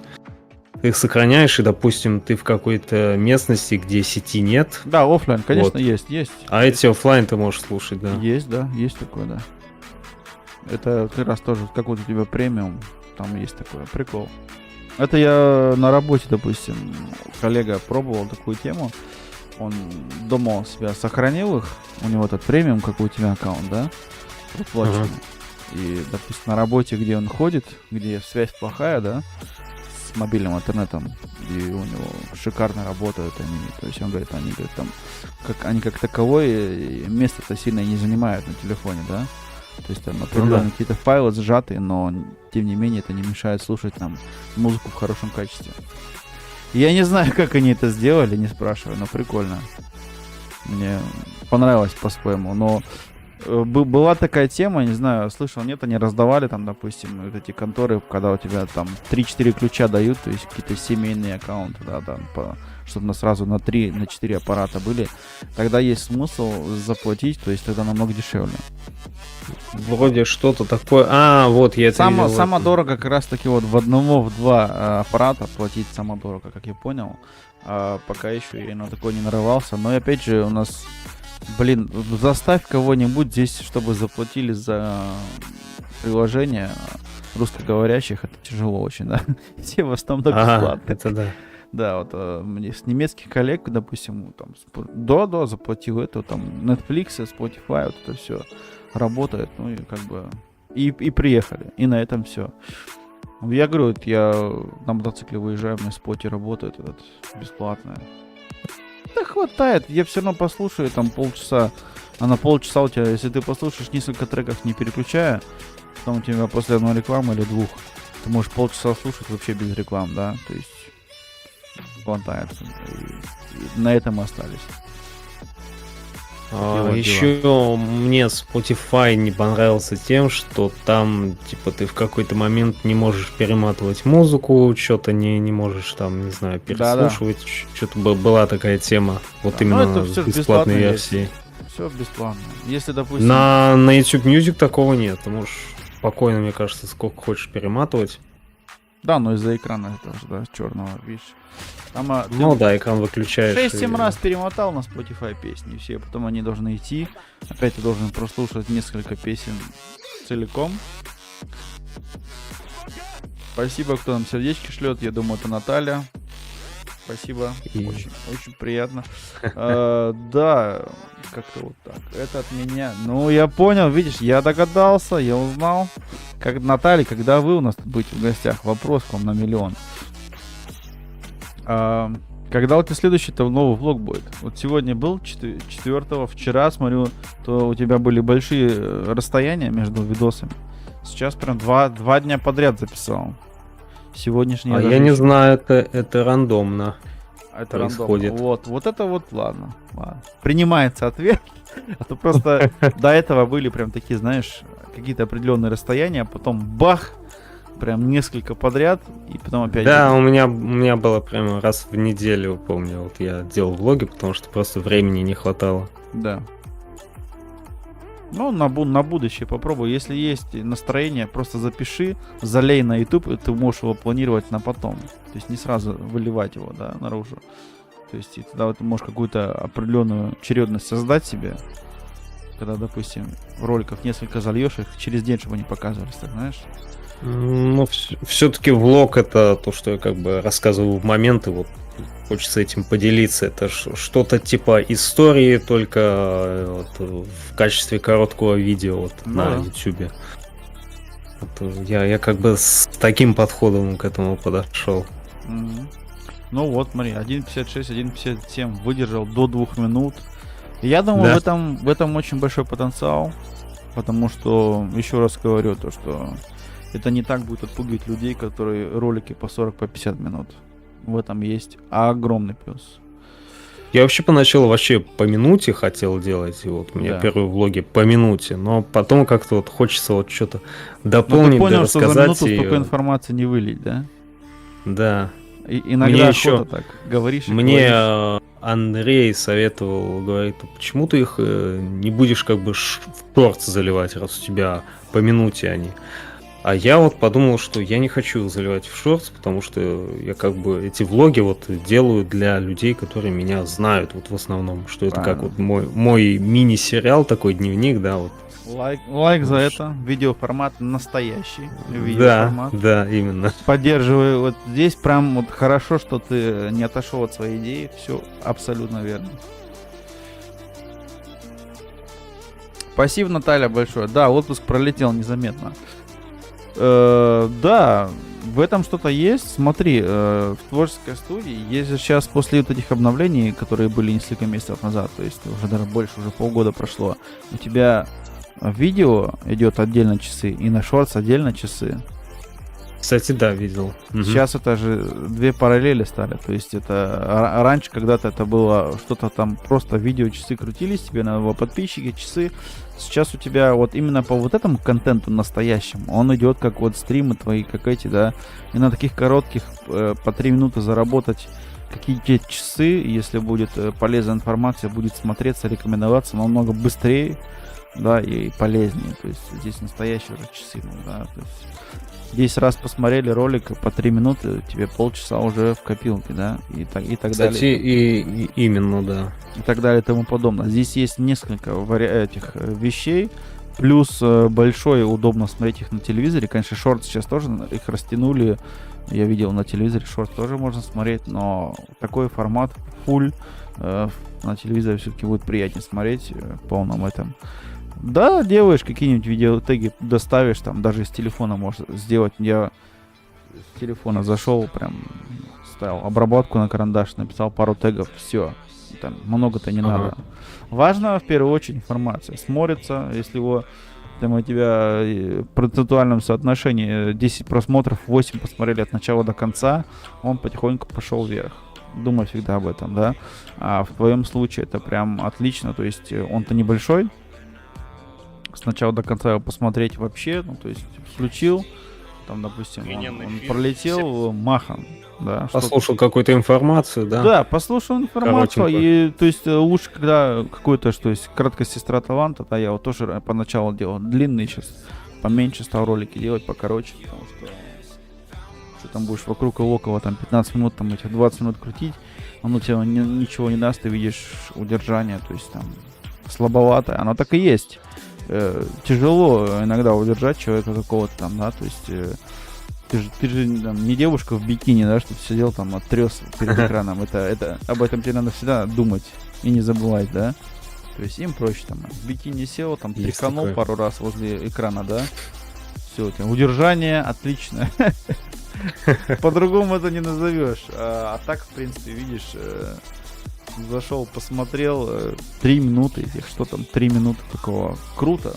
То есть я в этом очень много вижу потенциала, да, этого, говорю, вот, отлично будет работать. Да, главное, не отходи от какой-то цели, там, если придерживайся каких-то определенных вещей, моментов. Представляешь, лет 5 пройдет, где это все будет. Ну да. И потом сам... Кстати, вот у меня вопрос вот сейчас, вот как раз по этому видео, которое ты вот сейчас включал, Про море, да. 31 числа. Я вот тут спрашивал людей, вот, что вот сейчас за флешмоб, когда все идут на Барби в кино, все одеваются в розовое. То есть я вот здесь видел реально людей, вот очередь в кассу на Барби, все были в розовом. Наверное, я не знаю, если в Германии у вас так же. В России, по-моему, так же, потому что я видел мемы, типа, идем на Барби, там, в розовом. Обалдеть. Ну, я, к сожалению... Вот Я не слышал, знаю, что- если кто знает, может, из тех, кто сейчас смотрит. Да, или кстати, вот записи. кто в чате в кино ходили на этот Барби, у кого у людей сносит кукуху, объясните, почему так.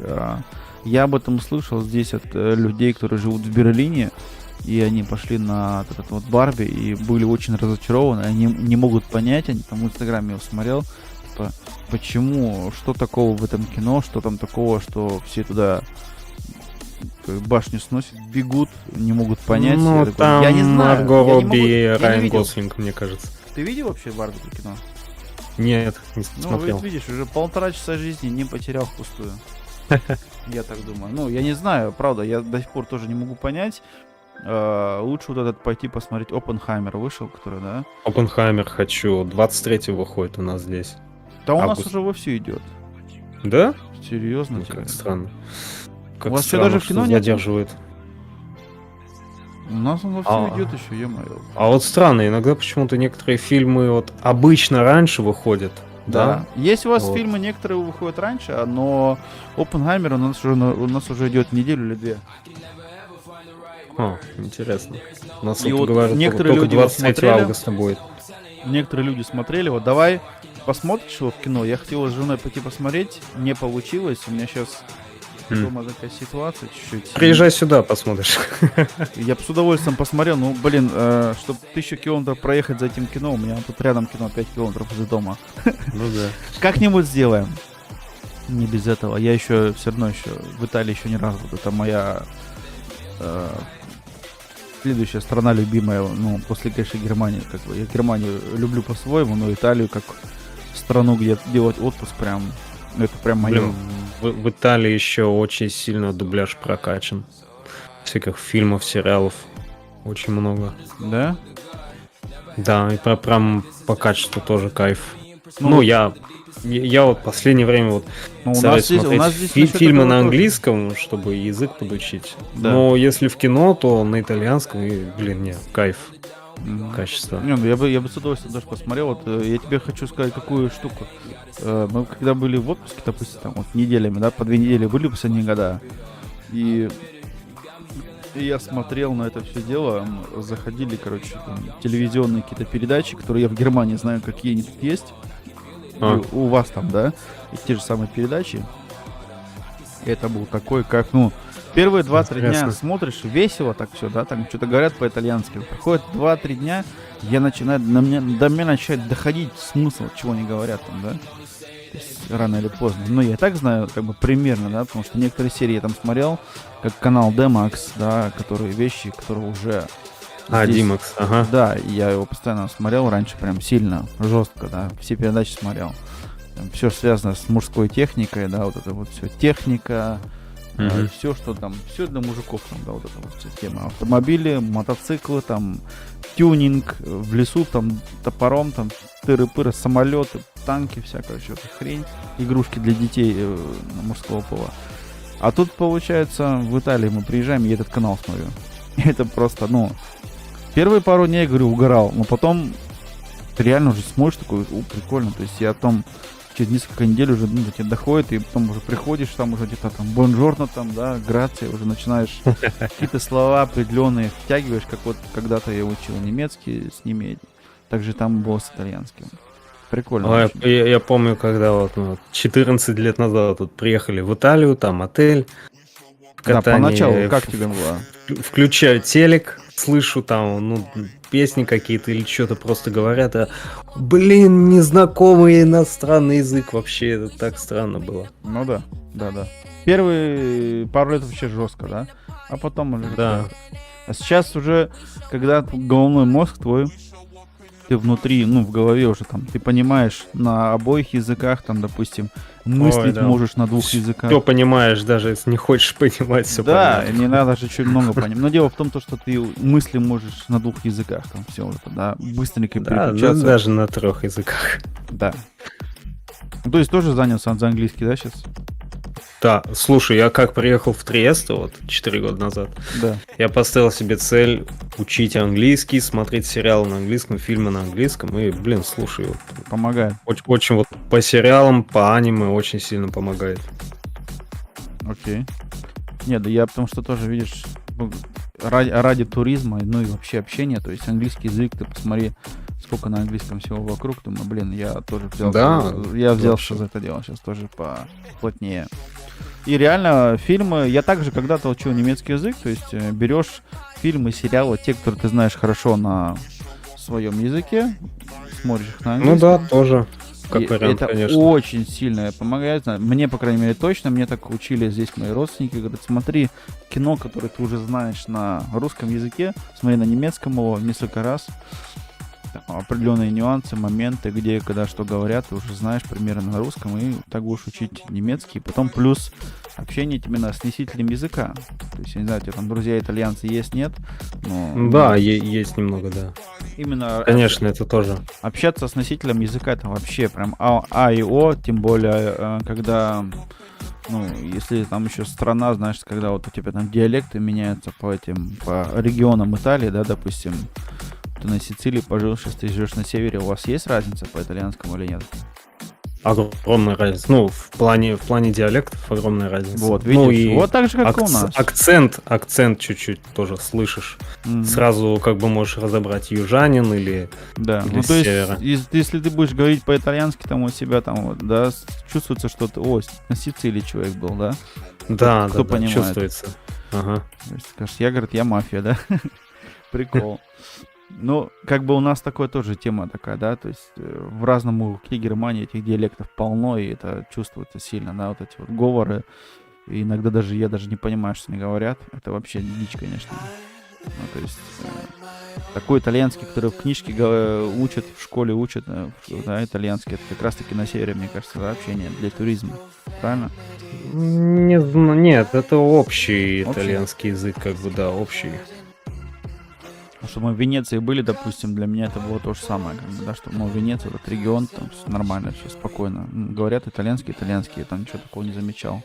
Но я думаю, если Да. куда-нибудь поехать в Флоренцию, куда-нибудь туда, в Рим, да, там уже, может быть, поменяется все радикально. Блин, ну от Флоренции, от Рима не очень такая разница будет все-таки. Не, ну да, Флоренция, Рим. Сколько там километров 200-300, так что не будет А сильно вот именно разницы. Сицилия, Рим или Сицилия, Флоренция, да. Именно Сицилия, Рим, Сицилия, Флоренция, да, огромная разница, конечно. Там уже эти Сардины, или как они там, Сардиния, ну это вот. у нас. А Сардения, да, еще один остров, да. Там тоже же это самая разница будет, наверное, с ними. Ну, Ага, вот чуть-чуть есть. ездят. Как они говорят? Сардения говорят?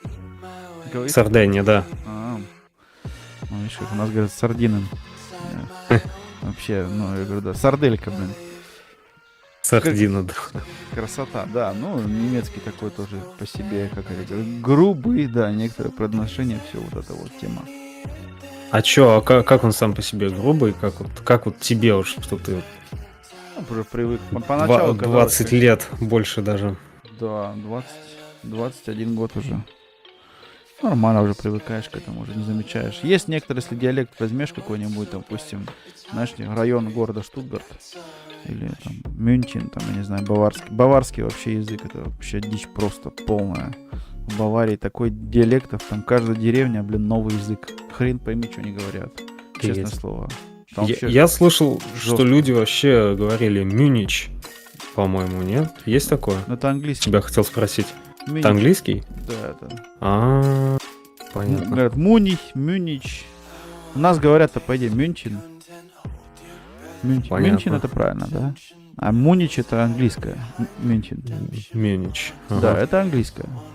И, допустим, где-то ты это можешь видеть, это Мунич Airport, да? Там, аэропорт Мюнхена Понятно. на английском. Нет, да. а для тебя вот как вот немецкий, он жесткий или, не знаю, тебе, наверное, нормально?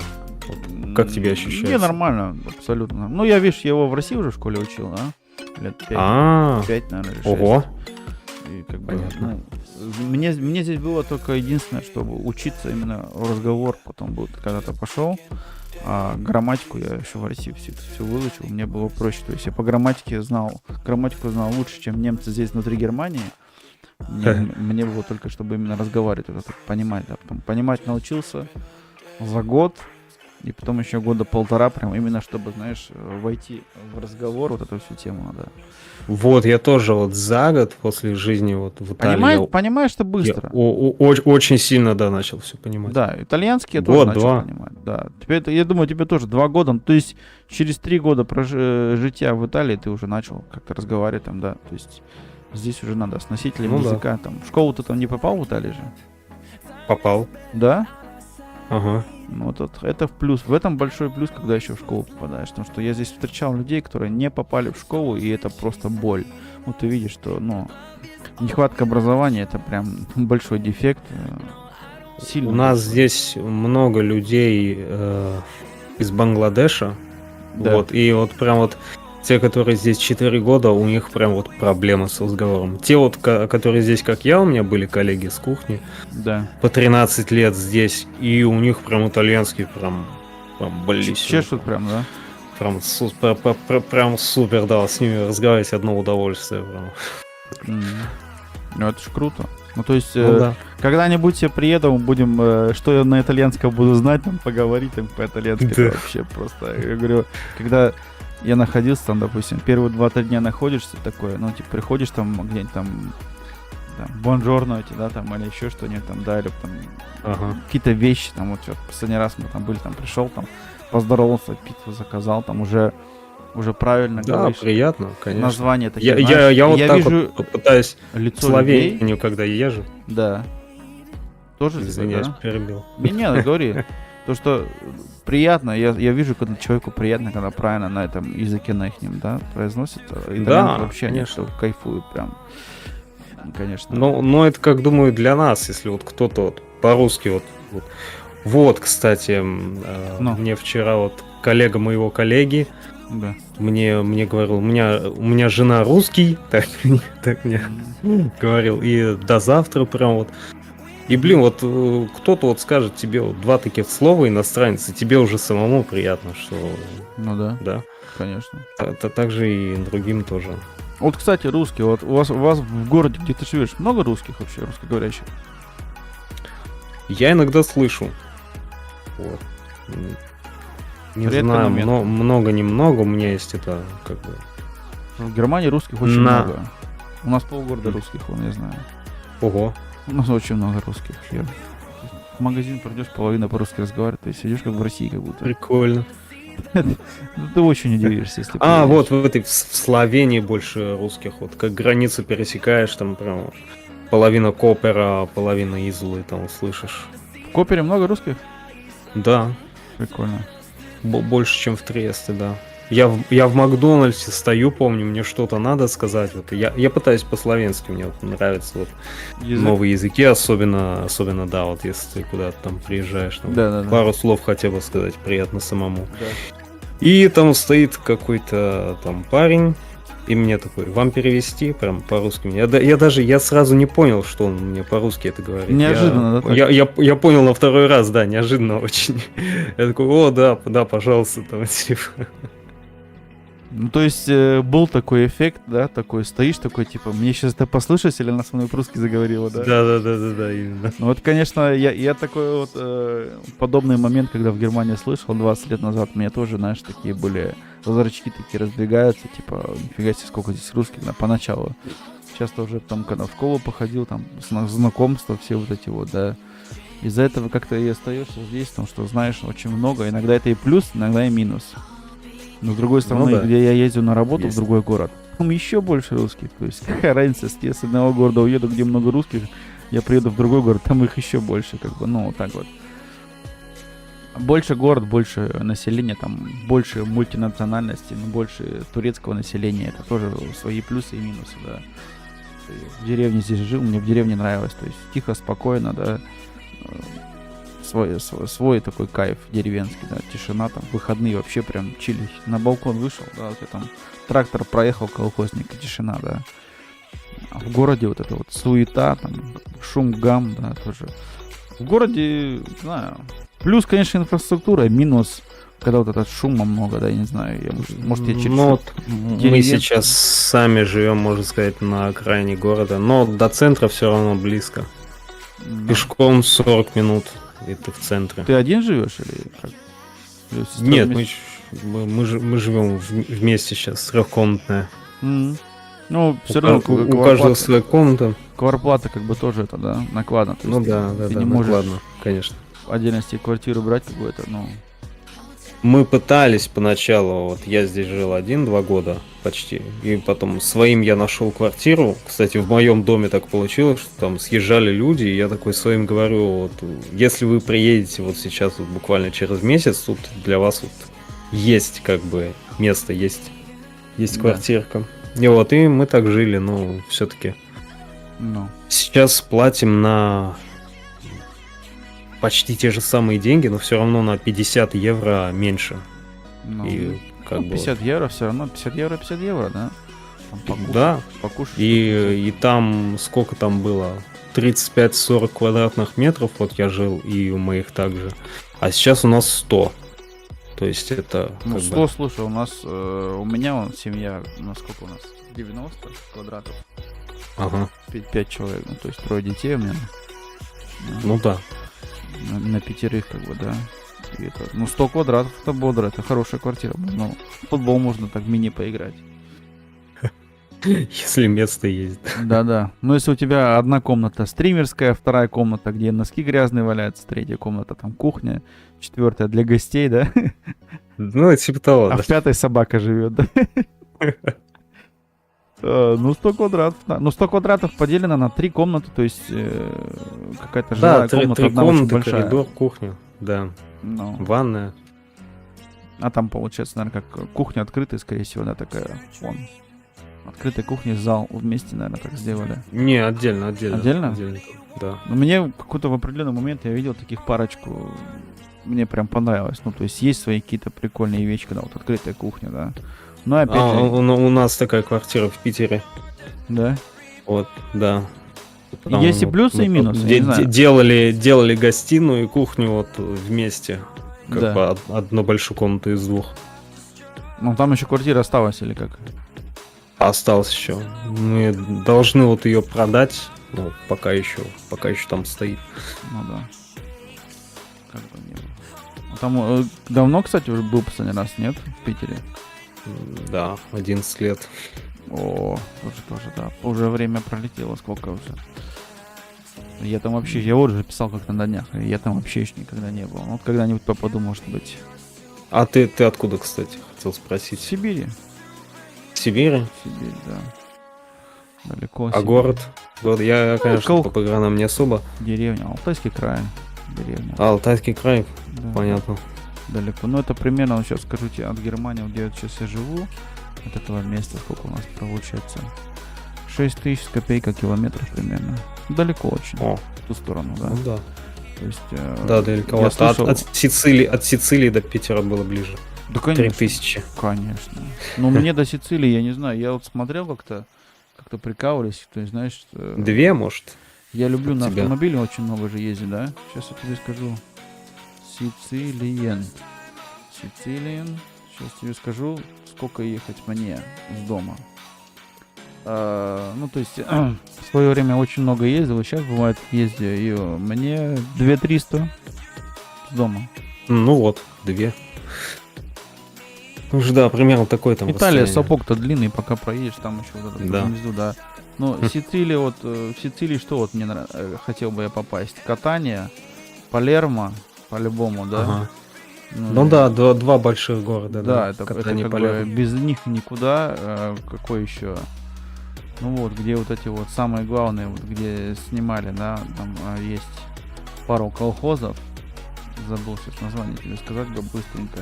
Ну, Сицилия, на самом деле, знаешь, чем знаменитая, да? Ага. Блин, где-то, боже, это я как-то записывал даже. Забыл. Сиракузы есть. Забыл, да. Вот. Мараузо.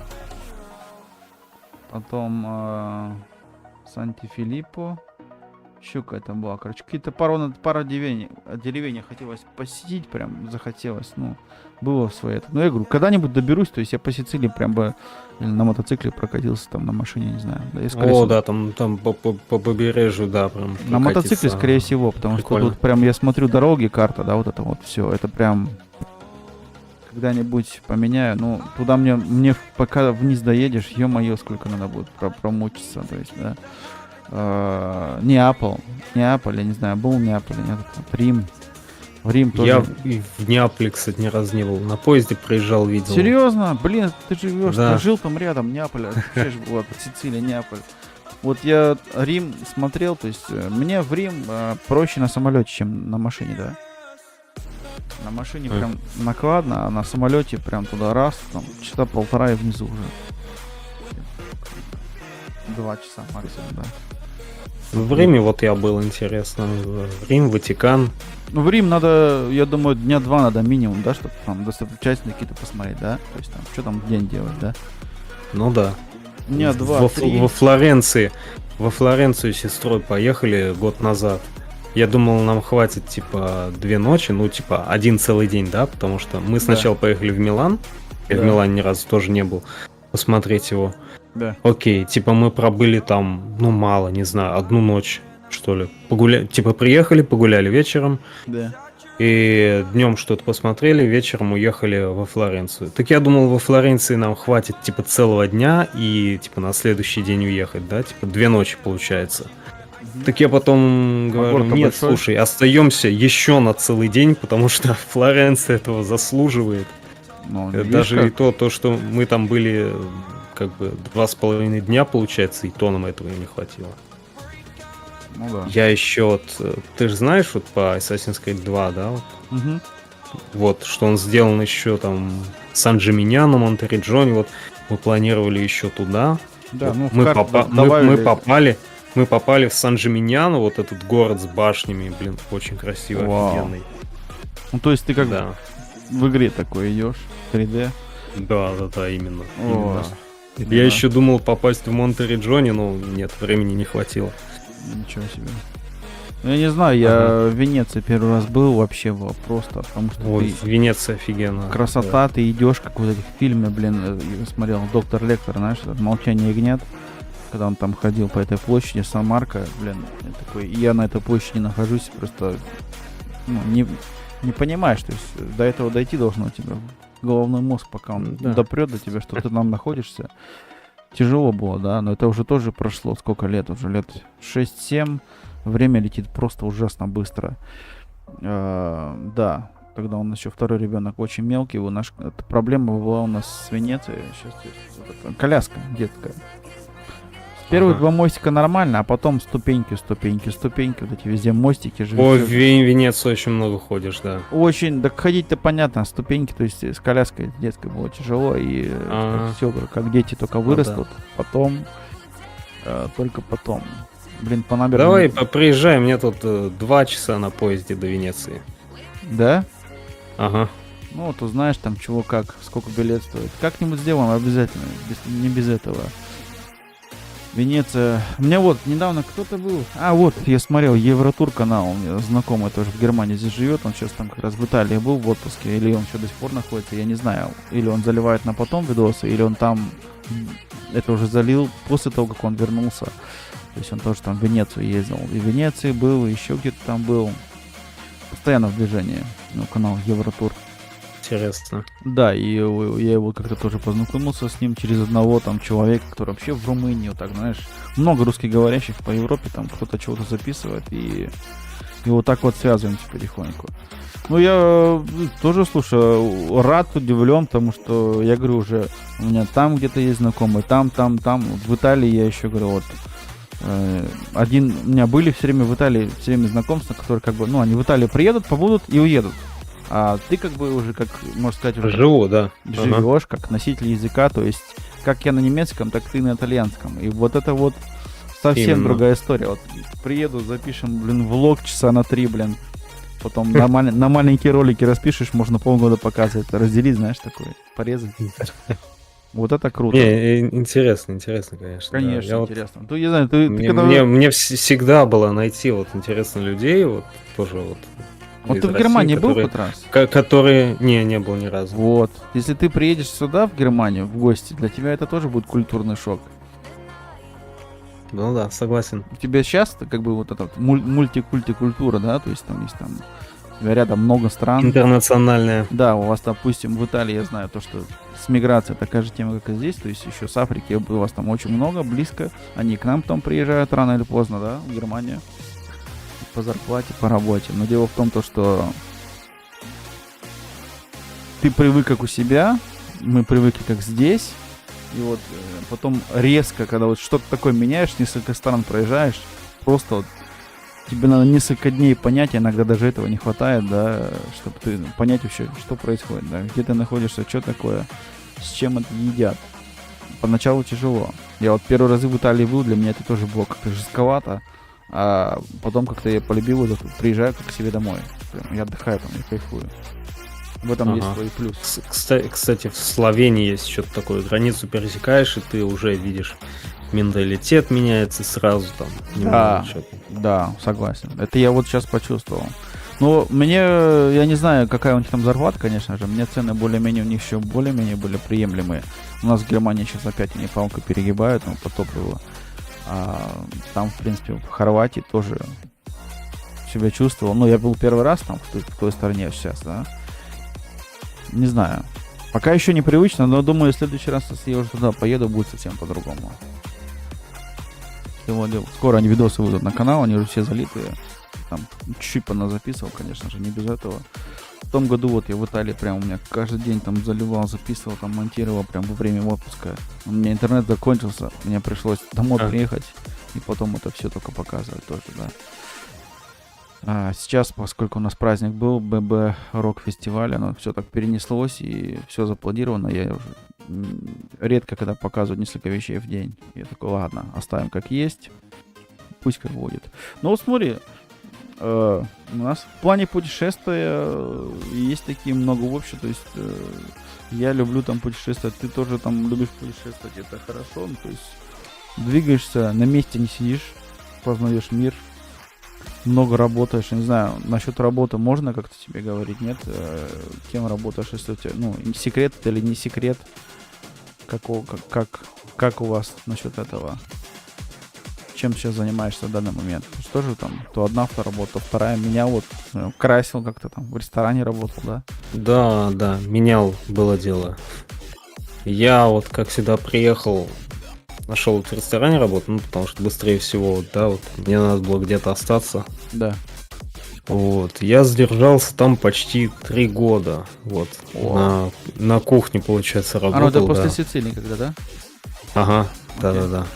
3 года в одном ресторане проработал? 3 года, да.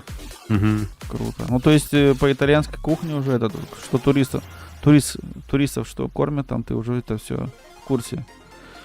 А работал в ресторане кем? Официант на кухне прям варил что-то? Не, на кухне прям. Оу. Ну, что там, это полуфастфуд, вот. Мгм. Так что в основном гамбургеры, картошка, вот фритюра. Ну и такое. Фастфуд как бы, приготовления. Да, да, Окей. типа как фастфуд. Old Wild West, не знаю, у вас есть, наверное, такой У нас тоже. нет, но я в Италии такой видел. Ну Я там значит, встречал может, некоторые вещи. Чисто итальянская сеть, наверное. Да, у вас есть там несколько таких вещей, которых в Германии я вообще не встречал, и по-своему они вкусные, прикольные, но здесь чуть-чуть другая тема, но есть, да. Может быть, где-то в большом городе есть, но вряд ли. Если Берлин Может. или Мюнхен, а так в основном у вас какие-то определенные сети, которые они только в Италии существуют. Это Наверное. тоже по-своему интересно. Ну, то есть фастфудом на 3 года тебя затянуло, и Ну, раз да, так долго там были остался, значит, по зарплате более-менее было, да? Да, зарплата была стабильная, поэтому, в принципе, да. Там был. Потому Потом в октябре все-таки я решил, все, хватит. Нашел вот работу по разборке концертных сцен. Мгм. Тоже было немного интересно, потому что каждый раз вот перемещаешься не только в Конечно. Триесте, но там один раз там в Езло поехал поработать. Да, я второй видел, раз как там- ты постовал фотки, типа там Ага. театр или что-то там было, да, там передвигался. Точно, да, Круто. театр. Круто. Потом один раз вообще в Венецию поехали. Ну, и, видишь, как, блин, то есть ты по работе понимаешь, еще что- путешествовал. Кайф. Да, по работе, тебе за билет платить не надо. Приехал, поработал, деньги еще за это получил. За то, что побыл в Венеции тогда. Да. Ну, Так бы понятно. ты в Венецию на поезде Понятно, что поехал, не гулял как деньги. бы особо, но... все Ага. равно ты был в Венеции, это факт. Ну да, А так бы ты бы еще на поезде, тебе надо вот за билет заплатить, да? именно, да. Слушай, свои определенные плюсы в таких работах тоже есть иногда, да? Да, Если время есть, можно выдвинуться, прогуляться там где-нибудь, да? Покушать что-нибудь. да, есть такое. Но ты там, как понимаю, тоже долго не задержался. Или так остался там? У меня есть еще контракт с ними. Я потом еще раз в Венецию там с ними ездил. Это было в мае, по-моему, уже, или в апреле, в мае, не помню точно. Да. Но из-за того, что там работы было, ну, как бы не постоянно, то есть, как бы, работа есть, но там, может быть, там 10 раз в месяц, может быть, 5. То есть, ты понимаешь, что А, по то есть там деньгам никакой реально... стабильности нет такой. Да, стабильности особой нет, поэтому, ну, типа, можешь на нее рассчитывать как на вторую работу. Вот. Поэтому я стал искать что-то вот более стабильное. Опять нашел ресторан. Ага. Сначала хотел как официантом, Да. вот, но на третий день я решил, что ладно, попробуем на кухне. Все-таки я увидел, что там шефу не хватает там людей, и вообще, ну, приятный человек был, прикольный. Я ему говорю, слушай, а тебе нужна помощь? И, ну, он решил, что да, давай, типа, со мной на кухню. Вот. Ничего себе. Ну, то есть на работу, Да. как устроиться, я понимаю, ну, не так уж и тяжело, как. Ну да, в принципе, если находишь, если там это как... М. Потом из-за того, что там зарплаты маленькие, вот такие очки, кстати, вот я люблю, удобные, которые сейчас были. Вот, зарплата, да, не особо была такая. Я в начале лета вот нашел другую работу. Не стройка, как бы, а вот поддержка, наверное, не знаю, как это называется, там что-то подкрасить, что-то там траву покосить, Мгм. там вот такие работы вот. И в результате я остался на 2 работах. Типа, утром ездил туда, а вечером ездил в ресторан. Ничего себе. Ну да, Ага. и потому что, конечно же, вот это время все и само собой после таких 2 работ сам работал не раз на 2, это тяжело думать о Ой, каком-то блин, это- канале, ютубе, контенте, какой надо. Да, очень Домой тяжело. приходишь, Просто ноги отваливаются, правильно?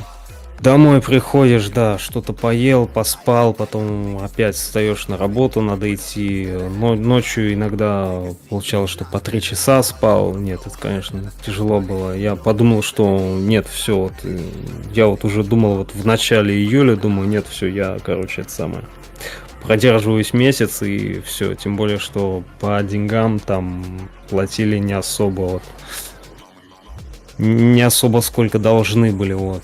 Угу. Ну, поэтому решил, ладно, раз такие дела, я вот на другой работе, вот где там вот, типа, ручная работа, да, там что-то поделать, там и то вот. Там как-то, ну, устаешь физически немного, понятное дело, но тебе за Ну, это... хотя бы ты получаешь деньги, знаешь. Хотя бы, да, получаешь нормально деньги и успеваешь отдохнуть нормально, что вот вечером ты все-таки свободен, никуда тебе не надо. Да. Вот, и я так подумал, что у меня будет больше времени для канала, больше времени для других дел, тем более вот уикенд, вот суббота-воскресенье, как правило, выходные. Мгм. Хотя мне там, ну, коллега сказал, что по субботам иногда надо. Я думаю, ладно, фиг с ним, потому что... Но все равно воскресенье как бы заслуженное. Да, именно. Организм от работы. Ну, то есть ресторан сейчас на данный момент все.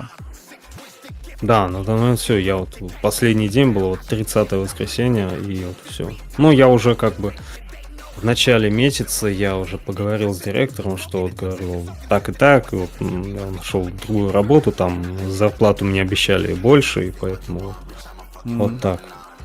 А в ресторане там мне поначалу вот он еще предложил, что ты будешь приходить типа со среды по воскресенье, утро, вечер, там определенная зарплата, и я решил, что все-таки это не стоит это денег.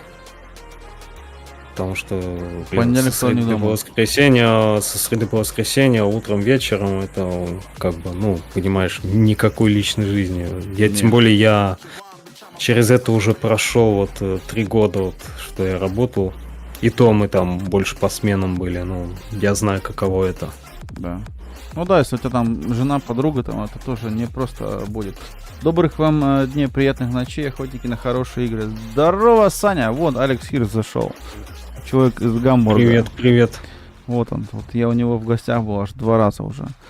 Человек из Гамбурга. Тоже со мной вот так вот общался годик назад, даже уже 1,5.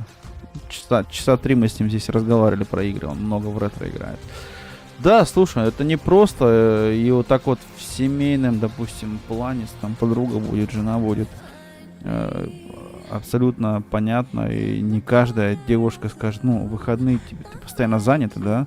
Как личную жизнь строить, это же тяжело. То есть я знаю таких у нас, кто в ресторане работали, учились, никак. Ну да, сложно. Мне эта работа тоже, если честно, нравится, но я бы, опять же, в плане семьи, из-за того, что вот семья пошла, я из этого, я работал водителем в Германии, да, то есть я дальнобойщиком был, представляешь, на 40, на грузовике 40 тонн, да. И когда дети появились, я бросил эту работу, ну, чтобы, потому что иначе семья разрушится. Тут надо, конечно, да. Тут надо себе ставить приоритеты. То есть вот этот грузовик, который у меня стоит на превьюшке.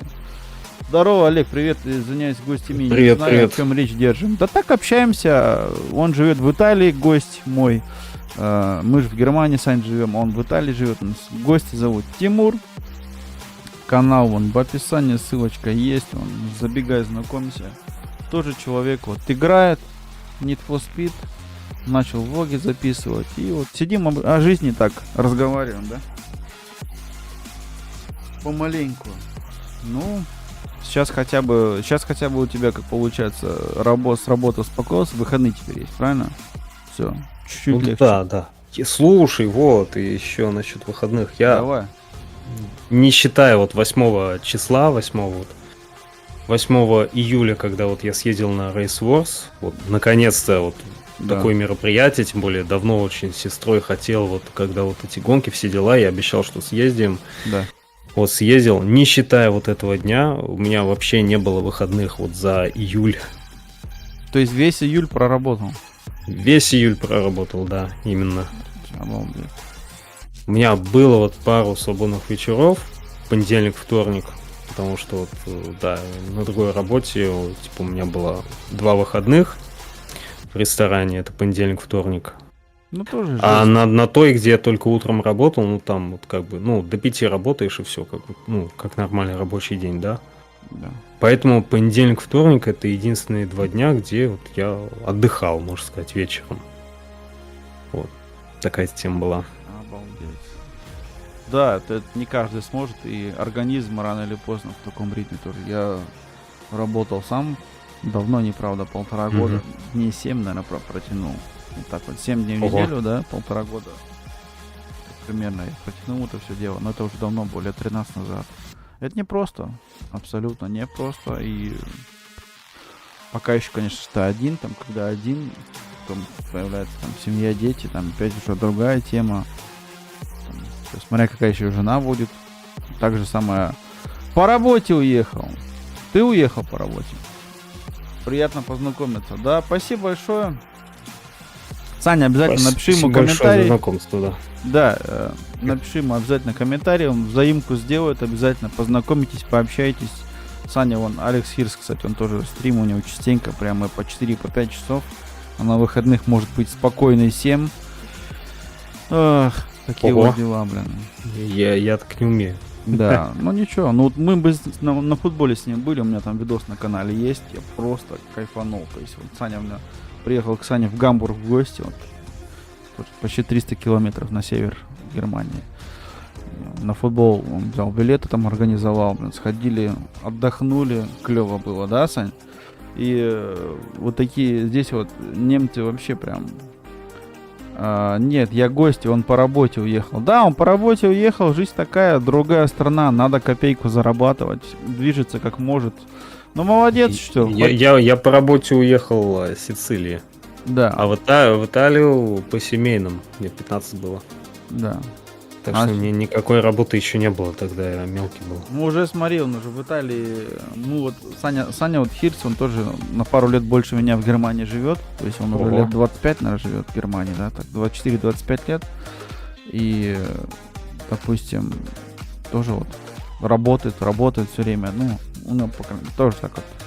У нас похожее примерно, да, там, допустим, отработал смену, дома, все, определенное время дома. У меня еще 2 смены есть, у него там 1 смена. Я взаимно не запомнил. Не, ну это он уже сам решите между собой. Я знаю это.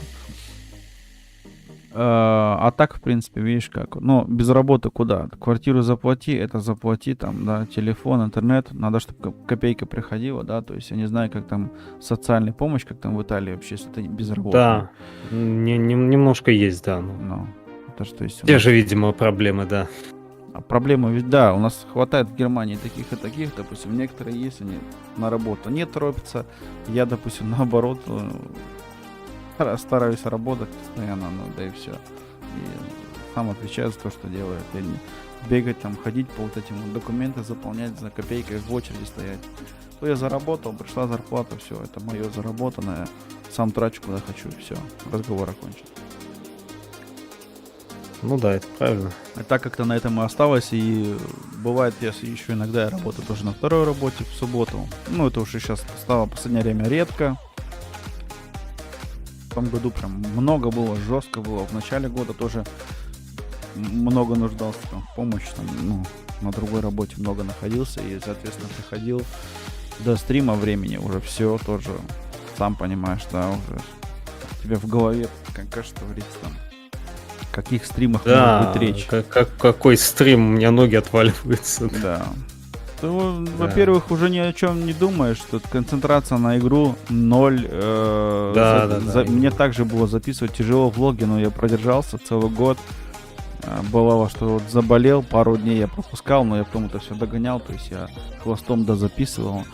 Было тяжело, да. Пару дней я прям не мог ничего записывать в влог, потому что лежал с температурой, прям, ну, очень жестко было, как бы, ну, что я буду это записывать, показывать, я не стал.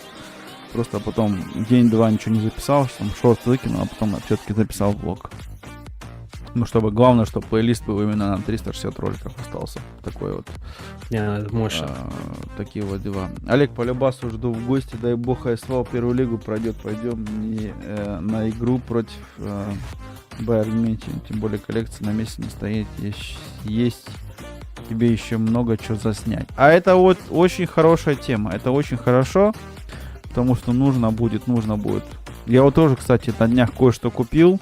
Завтра мне обещал прийти пакет, и я вам покажу такую распаковку, блин. Тоже ретро-игры Саня купил. В мини-формате. Саня, вот Алекс Хирс, если ты не знаешь, вот Тимур, он коллекционер прям с большой буквы. Коллекция у него игр прям здоровая. Он уже что-то докупил, уже намеки я понял. Ну, я бы сходил с удовольствием еще раз, конечно же, на футбол. Я надеюсь, как-нибудь будет опять эта возможность. Было очень клево. Здесь спрашивал недавно вот моих коллег на работе, говорю, как насчет футбола. А у нас вот эти вот стадионы, которые, знаешь, рядом стоят, то есть у кого, кто в определенных клубах состоит футбольных, там каких-то там фарайнах, у них там эти билеты проданы наперед, на бог знает сколько этих месяцев, а то и на год, представляешь? То есть Ничего себе. ты не можешь прийти просто в стадион, купить билеты и пойти футбол посмотреть. Я такой, ну что за фигня такая, да? Ну, то есть я человек, который хожу на работу, я ни в каких клубах не состою, мне хотелось бы прийти и, прийти, купить, взять билет на футбол там, да, ну, посмотреть просто, вот, то есть как бы нейтрально посидеть, посмотреть на футбол. Ага. Ты этого просто, ну, не можешь сделать на определенных матчах. То есть у тебя нет шансов. Есть определенный процент, где эти билеты продаются фан-клубом, определенный процент раздаются там, да, ну, то есть они разлетаются. Я сегодня разговаривал с одним таким у нас, да, говорят, 2 часа, то есть до матча, там, скажем, 2 месяца, да, билеты выставляют на продажу, через 2 часа 50 тысяч билетов нет. Все. То есть это просто дичь какая-то. Ну, в Германии по футболу, итальянцы тоже по футболу как бы страдают, но я здесь, когда вот эту вот такую тему начинаешь близко туда входить, в эту всю сферу, думаешь, ё-моё, ну, столько людей, которые болеют футболом, да. У меня много повторных игр, могу тебе для PS3 отсыпать. Я, если это с удовольствием, если я что-нибудь найду для себя такое, что в моей коллекции нет, я коллекционер PS3 четко, то будет круто. Что-то сегодня прям вообще людей мало, где все. Сань, во-первых, август, Тем более, да, интересно. август еще каникулы. Пятница. Пятница не 13, 4. Ну, мы сидим, общаемся. Пускай смотрят повтор. Кому не надо, пускай не смотрят. Просто сидим по кайфу тогда. Зимой, конечно же, было бы лучше, но мы так решили спонтанно, давно планировали. То Тимур много работает, то я много работаю. И так получилось, что у него сегодня прям вечерком время есть такое. Говорит, да давай запустим. Ну давай. Ну вот сидим. Такие вот дела. Это хорошо, да. Повторные, когда игры есть, да, я тоже вот просортирую все, посмотрю. Да, если что-нибудь какое-нибудь интересное будет, то с удовольствием. То есть я он сейчас PlayStation добрал. Мне надо будет помог, чтобы кто-нибудь. Мне надо с одной PlayStation на другую PlayStation определенные вещи перетащить. Как бы это сделать, я не знаю. Да, еще 4 августа, еще отпуска все. Кто-то у нас в Турции улетел, кто-то в Турции навсегда жить уехал, кто-то в Казахстане, кто-то в России. Кто-то в России, по России в отпуске. Мало кто дома находится. Или уже, не знаю, может кому-то поздно спать пошел, хотя пятница. Ну, как есть. То есть никого, все здесь абсолютно добровольно. Тем более пятница развратница. Вот! Подметил. Да, такие вот дела. У нас здесь говорят ВНРД, БВРД. Ну. Типа, ВНРД это пятница, а БВРД это типа пить день. Типа, как переводится. Типа. Побухать, как алкашка? Да. Типа пятница, день пива, да. Пятница, алкашка. Такое. Да. Алка-пятница. Алка. Да, есть такое. Ну, слушай, есть люди, которые в пятницу выпивают, и есть, которые выпивают часто. Ты как вообще к пиву относишься? К пиву спокойно отношусь, люблю пивко. ВНРД. Но Я запомню, не так, чтобы сильно, но... Гостя. А как гостя зовут? Вопрос. Я говорил пару раз уже. Гость, как тебя зовут? Тимур зовут. Тимур Гостя. Гостя зовут Тимур. Тоже стример. И играет, как время есть. Угу. Это со временем вообще жидко сейчас. Ну ничего, сейчас, если в принципе более-менее стабильное рабочее время будет, будешь чаще стримы делать или все-таки так же? Не, обязательно буду чаще, скорее всего. Или знаешь, чем я буду компенсировать? Может Давай. быть, стримы я ставлю как есть, там 1-2 раза в неделю. Стрим-влог. Не то, что даже влог, а продолжу летсплеи писать. Все-таки давно у меня не было их. По-моему, пару месяцев я уже не могу ничего выпустить, просто из-за того, что не было времени ни записать, ни смонтировать. Вообще ужас какой-то был. Ну, смотри, я не знаю, посмотри статистику, смотрятся они вообще нет, то есть пришло время, у тебя летсплеи были, есть какие-то сдвиги по этому контенту или нет. Ну, продвинь дальше влог, посмотришь, к чему это приведет. Некоторые шорты... Не, ну влог будет, конечно. А Тимоха в Италии давно? Вот вопрос к тебе. Да, вчера исполнилось 14 лет. Да, кстати, я тебя Как? поздравлял. Вот вчера 14 лет было. Да, спасибо. Офигеть. 14 лет. Это сейчас что у нас, 23-й год? 2009-го, да? 2009, да. Ну, я в 9-м новую машину купил, он в Италию приехал. Я как раз на новой Ничего машине в Италию в 9-м приехал. Помню, на Тойоту купил, приехал туда. В Италию. Интересно. На нулевой. А теперь уже этой машины нету. Я 11 лет на ней проездил и продал. Ого. Да. Он еще в оптическом состоянии было хорошее. Я наездил за 11 лет 262 тысячи.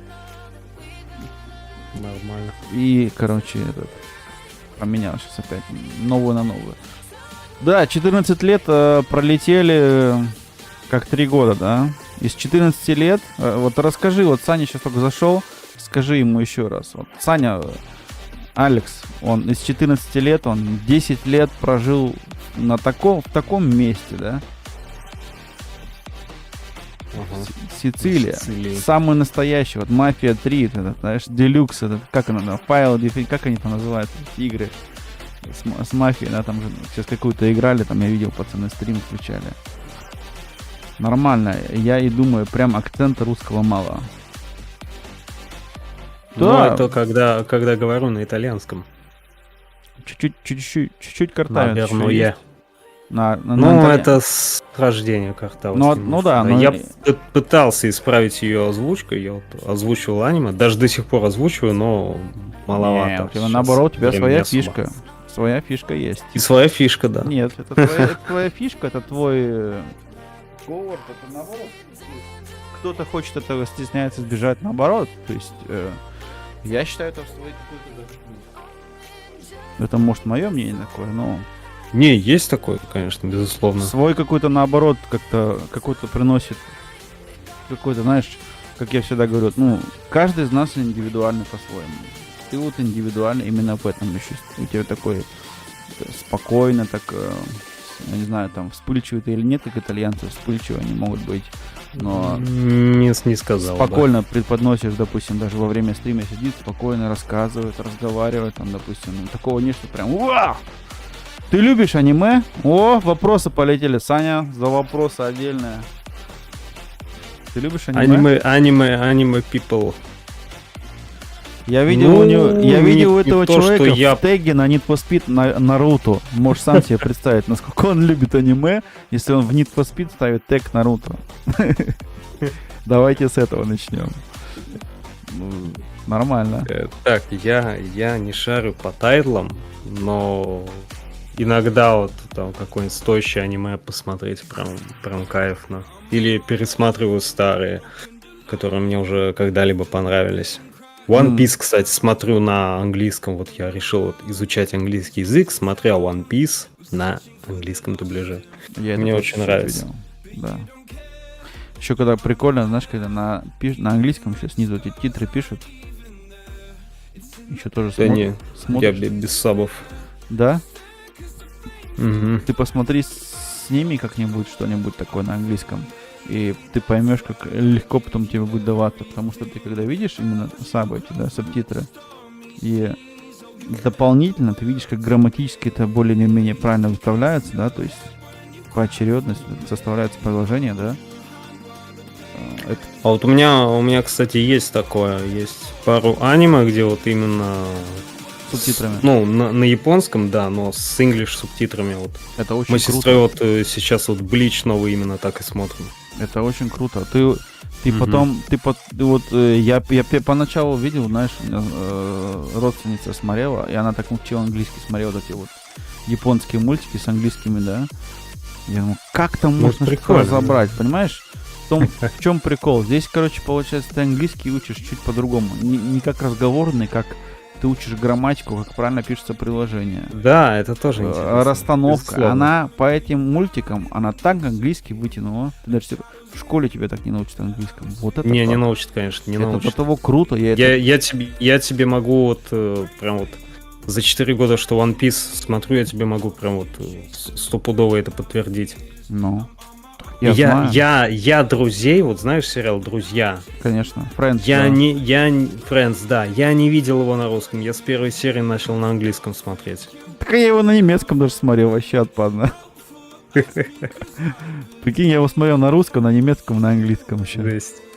Да. Но я не досмотрел, я где-то на 5 сезоне, по-моему, остановился. Блин, да там сейчас. столько много серий, я их тоже не все знаю. Я другие сериалы смотрел полностью, но это такой же культовая штука стала, я считаю. То есть... Да не, он интересный сериал. Ну там такой свой, опять же, американский юмор, да? То есть там, в этом мне понравилось, что если ты английский учишь, да, именно чтобы понять этот сленг, как они думают. А это тоже, да. Американский Да, юмор это через прикольно. сериал «Друзья» это прям круто. Такие Согласен. фишки, которые тебе в этом сериале там преподносят, вот эти актеры, которые уже сейчас седые, тоже ты нигде по телеку не увидишь или в школе. Вот это прям твоя изюминка такая. Тут!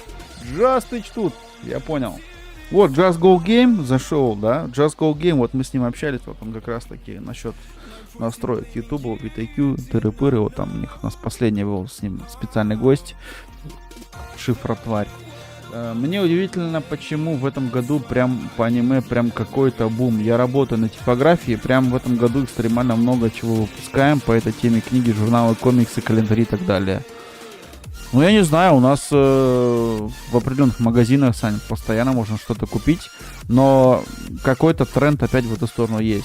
Что-то в этом есть, да, согласен. Нам, кстати, в этом году Вот. у нас выпускают мангу на итальянском, стали выпускать. Круто. Initial D.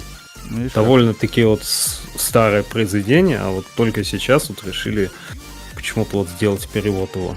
так смотри, она издание. есть на японском, на английском, а теперь еще начали на других языках то же самое штамповать. Ты представляешь, сколько лет одно и то же, и теперь опять генерируют деньги, да? Прикольно Ага. же, по-своему. Ну, и есть какая-то в этом популярность, я не знаю. Ну, One Piece нет еще на итальянском.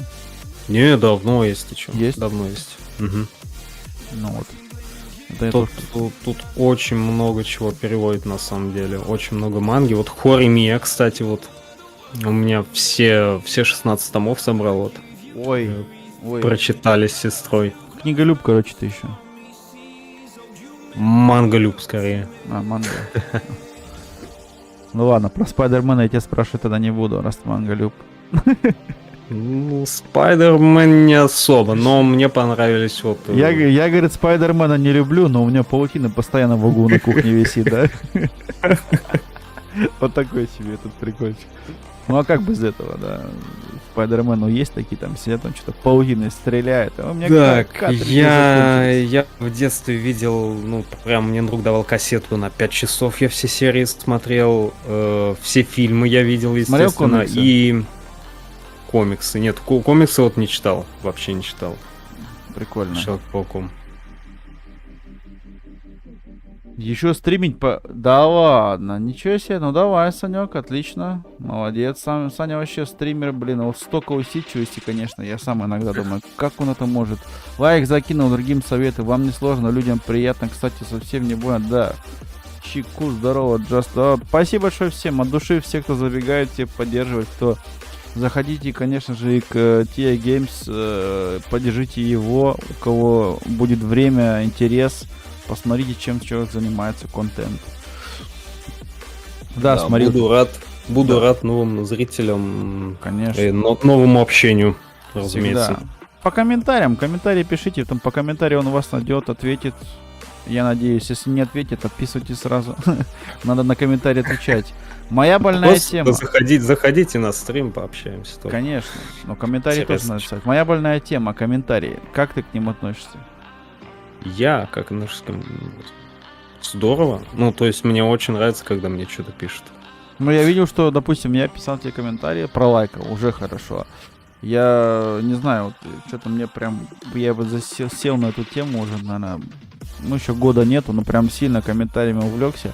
Хотя мне советовали годика 2 назад, говорят, ты поаккуратней с комментариями, иногда там могут такое написать, ну, чтобы не обидеть.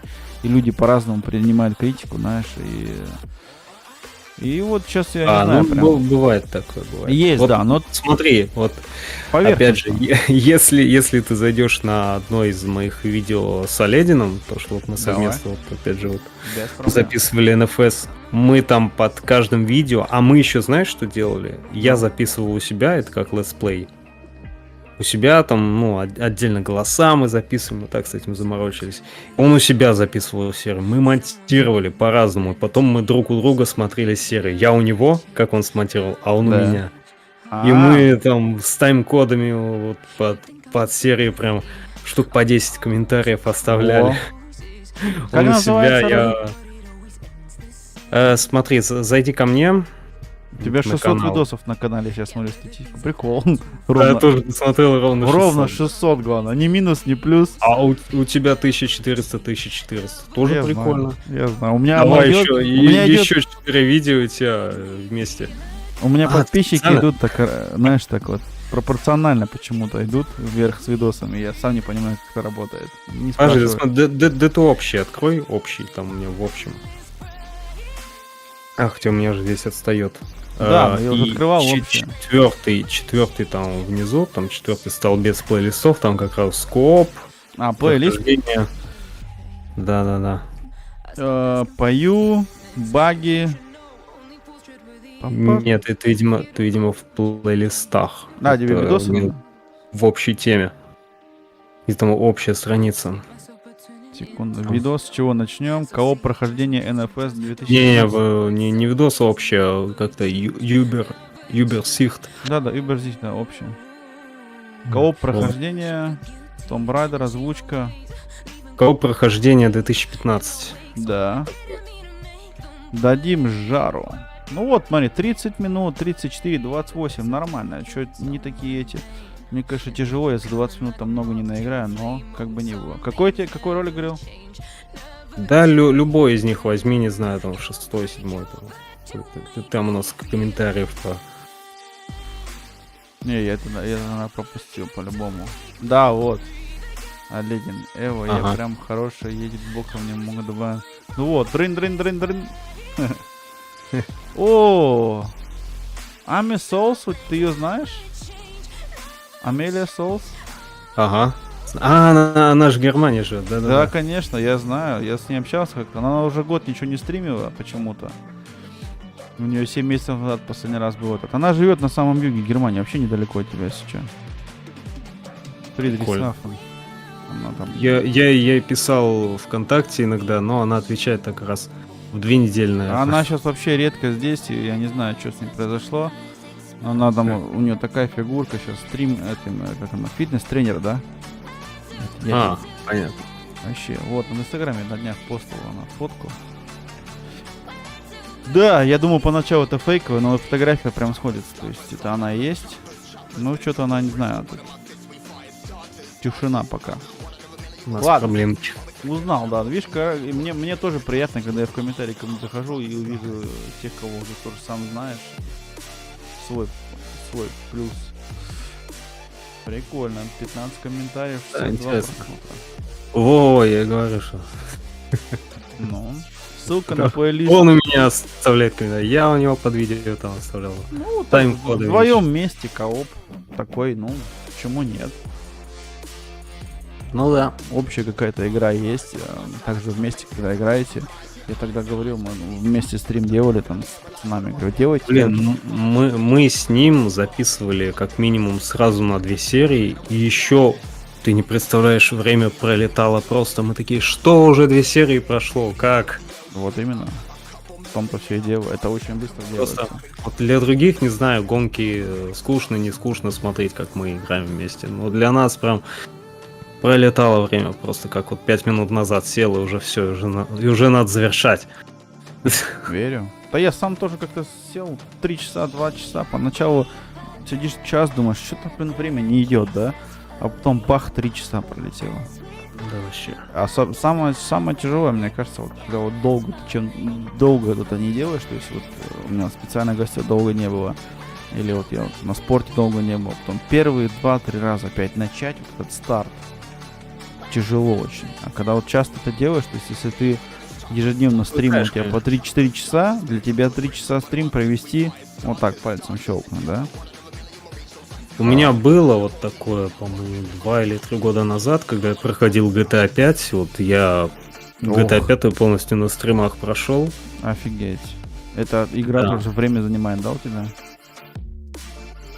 Ну да, и у меня 17 стримов, получается, было. И каждый стрим по 2-3 часа в среднем длился. Вот. Ну, как бы нормально было для меня. Я как бы не думал, что это как-то особо долго было. Да. Потому Но что... я еще тогда и жил один, вот. Вот что. Я тогда жил один, поэтому мне все равно было, когда запускать чего. Ну да, сейчас, допустим, ты не будешь там 3 часа ночи сидеть, играть, там, орать, да? Ну да, вот именно что, да. Это тоже своя, это самое, свой такой минус. То есть у меня в том плане тоже минус, как бы, когда нет своей комнаты, где ты закрылся, да, уединился. И тоже очень иногда охота там что-то ночью посидеть, поиграть. Не, ну своя комната как-то есть, я могу посидеть, поиграть, но как-то особо тоже не это самое. Ну, всё, Не, да. не разговоришься, как бы. Мгм. Всё-таки. Ну, то есть, когда именно ты знал, что ты в квартире один, тебе было намного спокойнее, проще это начать. Там, Да, именно. ты мог бы сидеть, там, скажем, там, ночью, там, сел, врубил, играешь, да, без проблем. Ага. Где-нибудь эмоции показать, закричать там, или просто сидишь там, что-нибудь Именно. играешь. Есть такое. Я не знаю, я пару раз пробовал, короче, смотрю видео с задержкой, если что говорил, я перемотал. Все, понял. Да, я как-то пробовал, говорю, тоже так вот вечерком, знаешь, уже все спят, там, стримишь что-то, и сидишь такой, так тихо-тихо говоришь там, или молчишь, иногда что-нибудь в чате там напишу. Тяжело. Есть свой. Ну да, это, конечно, не то же самое. Особенно если тяжело, знаешь, вот я вот заметил, когда... Ладно, ты сидишь один играешь, если там, допустим, я видел, пацаны фишку делали, говорю, очень классная штука, то есть написал, допустим, стрим включил, и сидишь, играешь, написал, допустим, пишите в чат, и там написал, типа, ну, без микрофона на стрим. Всё. Ну или так, да. Без микро. Сидишь, играешь, там что-нибудь написали, раз в чате ответил, дальше играешь. Такие игрушки кооперные, как Among Us, ну, там и заключается-то весь смысл игры, что вы сидите, обсуждаете, кто кого завалил, когда завалил, где завалил. Там и есть смысл, там надо тебе сидеть и ля-ля тополя. Там как бы не будешь ты сидеть, ну, тихо, мирно, да? И такие вещи, блин, тяжело вот так вот. Говорю, у меня было такое... Сидишь тут, допустим, уже семья спят, все, а ты тут сидишь тут этот... Ну, на камеру выключишь, когда микрофон там этот... Тоже какие-то эмоции начинаются, и потом уже со стороны тебе уже пролетает, типа, ну, успокойся, типа, потише, мы спим, а я тут сижу. 3 часа ночи стрим. Это, у меня такое было... Что это было? Есть такое. Год назад у меня гипс был на руке, у меня рука была сломана. И я представляю, что так научился сидеть левой рукой, мышкой, работать. И сидел, короче, стрима тут ночью. Сидел тут левой рукой, короче, мышкой тут мучился, но правая рука в гипсу. Болит все. А что делать? На работу-то не надо. Потом, блин, все уже встают в школу на работу, а ты в 6 утра ложишься в кровати спать. Всю ночь, представляешь, просидишь возле ящика, потом идешь спать, глаза квадратные такие. Ну, то еще себе. Блин, у меня было такое в 2008, по-моему. Мне подарили тогда Need for Speed Pro Street. О, Я не знаю, как остальные, но я тепло принял эту игру, потому что сразу в ней графон был прям... Да. Даже вот сейчас там смотришь на многие современные игры, и ты смотришь, что в Pro Street, блин, ну, хороший графон даже для сегодняшнего Для того времени. Для того вообще было офигенно, там повреждения появились. Ой, Да. мне так понравилась эта игрушка. У меня был еще знакомый как-то, ну, один гость у меня. Мы начали, было 7 вечера. Да. Встали из-за компа, 5 утра было. Я Да. охренел, просто 10 часов пролетели, блин. Ну вот когда игрушка Вообще. сразу, видишь, тебя игрушка затянула прям, да, изначально, и все, и поперло. Да. Обалдеть. Панда 2004, привет. Привет. Вечер добрый. Да, ну у тебя вот, что Need for Speed, вот смотри, Assassin's Creed, у меня таких игрушек тоже на плойку есть, на третью. У меня вопрос к тебе, у тебя кроме компьютерных игр, то есть компьютера, есть консоли какие-нибудь? Не, нет консоли. Сказал бы, что ни разу не было, но нет, было такое. У меня была двойка модифицированная. Мгм. Мне подарили ее, и я там в Принце Перси 2 играл, и Flatout у меня там был, ну там комплект был вместе. А, Вот. И все, а так, в принципе, постоянно ПК было. ну То есть Соньку у меня был друг с Сонькой 3, с Сонькой 4, поэтому я успел повидать, какие Да. там игры, как там что у меня на работало. третьей такие игры есть хорошие, прям красивые. Времени нету, иногда время просто жалко начать играть. Но надо будет как-нибудь врубить здесь на стримчике. Блин, мне вот последнее время, вот знаешь, мне не хочется играть для себя, мне хочется это или на летсплей, или на стрим куда-то А вот пускать. это вот виноват YouTube трансляции прямой. Это виноват YouTube, да. Я тоже так попробовал здесь пару раз. Проходил игру же драйвер. Игру прошел драйвер на стримах. И все. И мне после этого теперь сейчас, чтобы просто так включить PlayStation, поиграть вне стрима. Представляешь, вот. Ну, ты мне это понимаешь, я имею в виду, вот. Я раньше не понимал этого, нифига, думаю, что они там все это играют. А только сидишь, раз ты написал там что-нибудь, ну, вот это общение, да, все. Это да. Это прям... Просто с одной стороны как-то хочется посидеть для себя, поиграть, да, типа никто не отвлекает, не надо ни с кем общаться спокойно, типа для себя одной там стороны. сидишь и делаешь, да, с одной стороны. Да. А с другой стороны тебе кажется, блин, ну хочется как-то вот поделиться своими эмоциями, поделиться там, не знаю, прохождением. Вот, и, блин, поэтому как-то большинство игр хочется вот делать именно вот для Ютуба. Даже если понимаешь, что на это больше времени уходит, потому что если это не стрим, то это значит надо записать, смонтировать, обработать там голос, не знаю, сделать превьюху. За все уходит время. Но тебе это хочется как бы, делать для чего-то, где, типа, опять же, поделиться этим. Типа не хочется просто для себя и все, и там, типа, Да. кажется, что в никуда просто уходит, понимаешь, типа того. Драйвер прошел драйвер, да, вот. Так бывает. Nein, nicht. Doch. Nein, nicht. Неправильно. Это не тот немецкий. Да, nicht. Нет, драйвер Сан-Франциско я это прошел.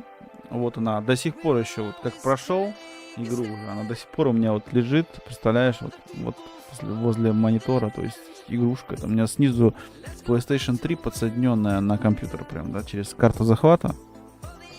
Да, специально купил PlayStation, которая подсоединенная на компьютере, у меня, прикинь, здесь стоит. Интересно. Да, ну карта захвата стоит 15 евро, 10 евро. И прикольно было то, что, включила тоже через OBS, все, захватил экран, там сидишь, играешь, такой, думаю, скоро опять будет, намек дам. Как погода в Германии будет плохая, буду играть. У меня игр очень много на PlayStation 3, коллекция хорошая, я уже считаю, это коллекция можно назвать, более чем 60 игр, да, и все такие, Ничего себе. все клевые там. У меня в Steam столько игр нет. Ну, у меня в Steam тоже только нет игр, потому что я в один определенный момент просто, знаешь, себе задался такой мыслью, зачем я буду сейчас все в Steam покупать игры, у меня вон игры лежит на полке, ужас, я просто поехал, плойку купил. В Steam у меня парочку есть игр и все, что быстро включил и запустил. Здесь как бы сейчас еще дети, джойстик то, сядет, то еще что-нибудь надо подзарядить, его будет включить. И в ближайшем будущем, опять же, будут стримы, где я буду играть на PlayStation 3. Я уже это сильно уже поэтому сам соскучился, но просто в данный момент времени не было, очень много занимает времени монтаж. Да. Если бы у Именно тебя, монтаж допустим, сейчас... занимает. Да, если бы у тебя, допустим, было бы лишнее 100 евро, ты бы купил консоль себе сейчас или нет? Там бэушную. У нас консоли, допустим, дешевые, я не знаю, как в Италии БУ. Купил бы или нет? Или все-таки сказал, нет, я останусь на ПК и все. Нет, если бы у меня были лишние 100 евро, я бы себе купил проц или видюху. Ну, все-таки ПКшник. Все-таки ПКшник, да. Просто я вот недавно довольно-таки купил PlayStation 3 опять. Третью PlayStation 3. Ага, ну я видел видео, да. Это просто, я не знаю, я недели 2, наверное, охотился, и тут нарываюсь на чувака прям в соседнем городе, в том городе, где я работаю. Он с рук продает. Плюс такие охрененные игры, то есть я могу эти просто игры по раздельности сейчас продать, в отдельности от консоли, и заработать все деньги назад, представляешь? И консоль как бы у меня останется с джойстиками. Я просто такой, ничего себе, ну, прикольно. То есть PlayStation Super Slim, крутая, все. Мне нужно со старой плойки перенести данные на эту новую. Моя первая оригинальная, которую я покупал с моей первой зарплаты в 2007 году, потеряла связь с дисководом. Все, вот недавно дети играли в Майнкрафт, и, короче, все. Only клава мышь консоли отвлекала. Там Just как консоли, это нормальная тема. Правильно написал. Молодец. Я понимаю, что на что он там намекает. Just сам давай стрим как не включай. То кого поиграть играешь с Леночкой, сам что-то на своем канале стрим не врубаешь. Е-мое. Да. Не знаю, я просто очень сильно привык к ПК, что тут можно и играть, и работать, и фотошоп, и все что угодно. Поэтому как бы останусь на ПК. Не вижу смысла в консоли. Я лучше куплю джойстик и научусь на нем играть. А я тебе покажу кое-что скоро. Я вот купил на днях такую штуку. Она есть и в России, она везде есть. Ты по-любому можешь ее в Италии купить. Там вообще вот просто офигенная тема на 15 тысяч игр. Подсаднишь ее к ПК и можно кайфовать. То есть я этим скоро займусь тут. Ну, я эту купил штуку для телевизора, по идее, она, да? То есть там такой стик с джойстиками. Джойстики выглядят как будто на PlayStation, и сидишь играешь. Телек вставил ее прям HDMI, это как он называется, и все. Статистика. Обалдеть. Включал недавно. Ну да, это последнее время. У нас, видишь, тоже у нас сегодня тоже 3-4 зрителя у меня за весь стрим. Но ничего страшного. Ну, то есть никто здесь не держит, уже и поздновато. И у кого-то еще, может, отпуск. Кому-то это не интересно. Кому не интересно, аривидерчи, как говорится, да? Аривидерчи, да. Да, я понимаю абсолютно насчет статистики. Правильно. Да, кто-то заходит, приходит, статистику тебе ломает, и это жесть. Из-за этого я вот вчера, как заходил к Тимуру, также я захожу другим. Лучше у меня будет 5-6 окон открыты, но у них будет стрим крутиться от начала до конца. А то зайдут, поздороваются и выйдут. У тебя портится статистика на ютубе и так далее и тому подобное. Но это не то пальто. Должно это по-другому чуть работать, но некоторые этого не понимают, а потом еще удивляются, но у них никого на стриме не сидит, никто, знаешь. Нет, скоро я тебе я уже проговорился, скоро покажу эту штуку. Завтра должен прийти пакет. Ну и потом, скорее всего, завтра, послезавтра, может, или я распакую здесь что-нибудь, включу, стартану, посмотрим. Посмотрим. Ну, бывает, заходят люди, там, мне самому иногда бывает некогда, я смотрю у знакомого стрим, я захожу, приветствую, лайк и ухожу. Ну, Просто, это тоже не потому что иногда вот, типа времени нет, а как бы поддержать как-то хочется все-таки. А если времени нет, лучше вообще не заходи, лучше потом включишь повтор или напишешь комментарий. А потом можно забыть. Как понял, за больное задел. Да как за больное? Все нормально, все хорошо. Не переживай по этому поводу. Че тут париться? Если бы по этому поводу переживать, е-мое. В основном, ты посмотри, у нас тут 2-3 человека там и сидят, у них одни и те же в чатах. Там кучка. Вот они кучками все разбрелись. О чем мы говорим? Че об этом сейчас тут сидеть? Ах. Все нормально. Если по этому поводу еще парятся, то ё-моё. Пускай делают каждый, что хочет. Все уже люди взрослые. Да, это тоже. Да, зачем ты лайк ставишь, хочешь? Ты убиваешь статистику в 0. Все правильно, да. То есть лучше Тимур в следующий раз зашел, потом после стрима включил его полностью, пускай крутится, там напиши комментарий. Вот так вот зашел на стрим и опять вышел, это, конечно, лучше не заходить. Здесь, конечно, да, здесь джаз там, я тоже как бы согласен, потому что это реально... Вот сейчас тоже у нас во время стрима пришли, Не, то, что я не согласен, конечно. мало посидишь, которые, знаешь, они потом будет... а вот которые лучше там позже прокрутятся, стримчанские. А так такие есть у нас тоже товарищи. Придут, там этот, зашел на минуту, поздоровался и вышел. А потом ты смотришь, а у него в тот же момент начинается стрим, они, знаешь, как бы, знаешь, я заметил такую тему, типа зашли здесь, думаю, сейчас зайду, поздороваюсь, и потом стрим начну, и оттуда пойдут люди туда, к нему на стрим, ну, типа того. В чем прикол? Здрасте. Доброе утро. Понятно. Ну, это детский сад.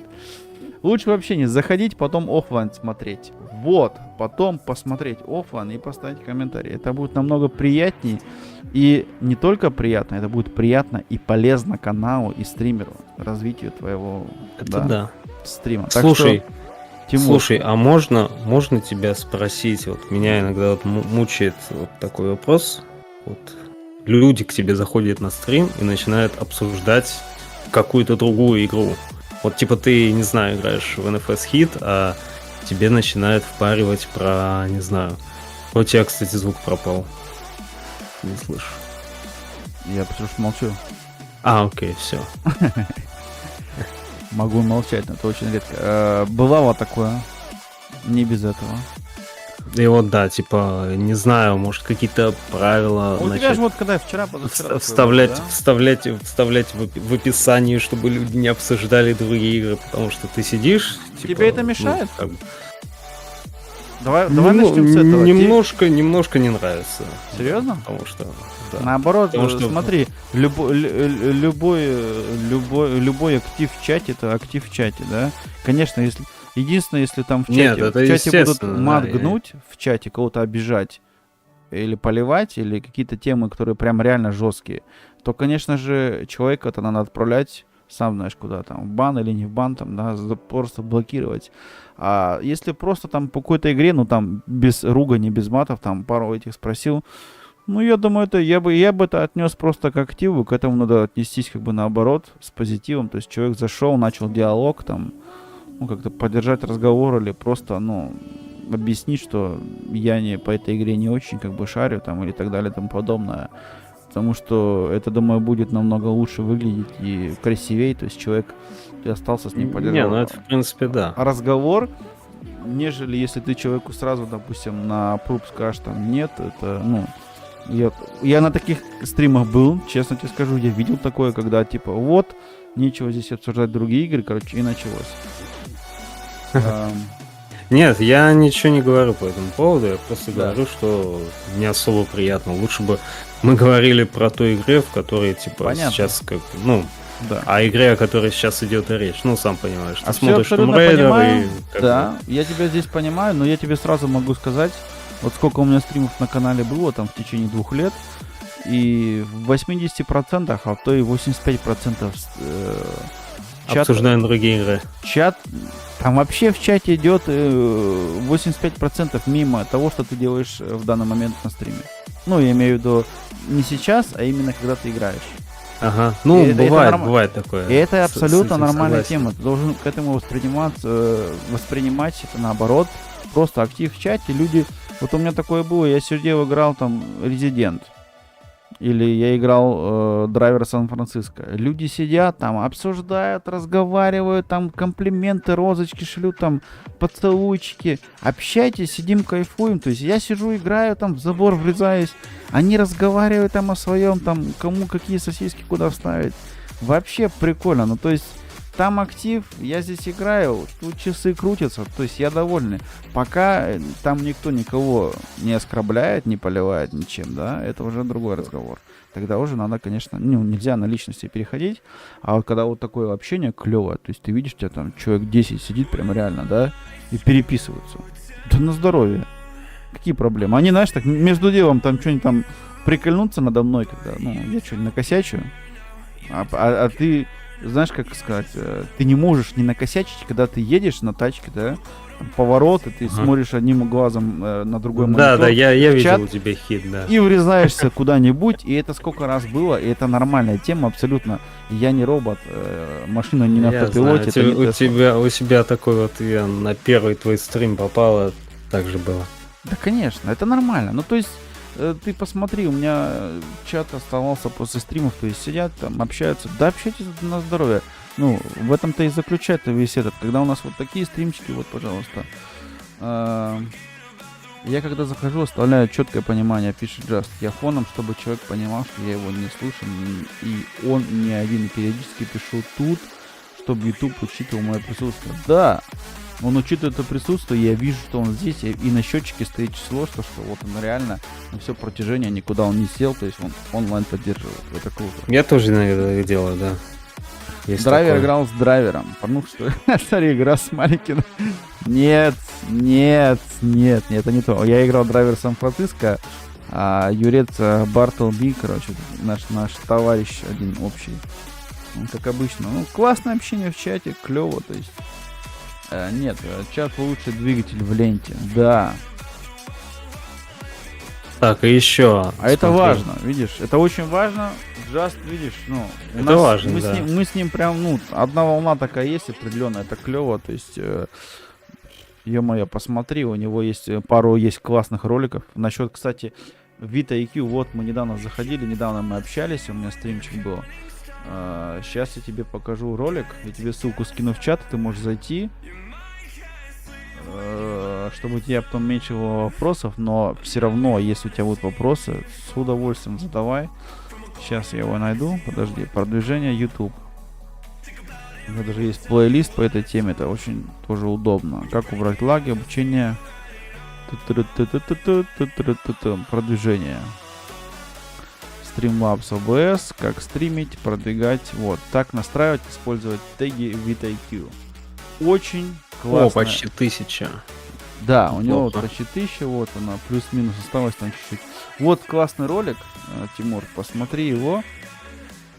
Очень полезная штука, то есть вопросы будут в дальнейшем по VitaQ, обращайся. Вот по этому ролику можешь посмотреть много информации, обращайся, можешь и ко мне также обратиться. Я пользуюсь мобильным приложением VitaQ, в компьютере пользуюсь им, и творческая студия, то есть именно в настройке видосов, когда уже залил, да, там теги, не теги, названия, там есть функции, даже предлагает тебе. Да, позер на 1К, даже не напрягаясь. Нормально. Вот что у тебя 999, что у тебя 1400, что у тебя 2500, что у тебя 5. Одинаково. Со мной лучше, остальным соболезную. Just, ё-моё, обнял, приподнял, на место поставил. Чтобы далеко только не убегай. Такие вот дела. То есть по вот этому ролику VitaQ реальная тема прикольная. Проще делать твою жизнь, чтобы...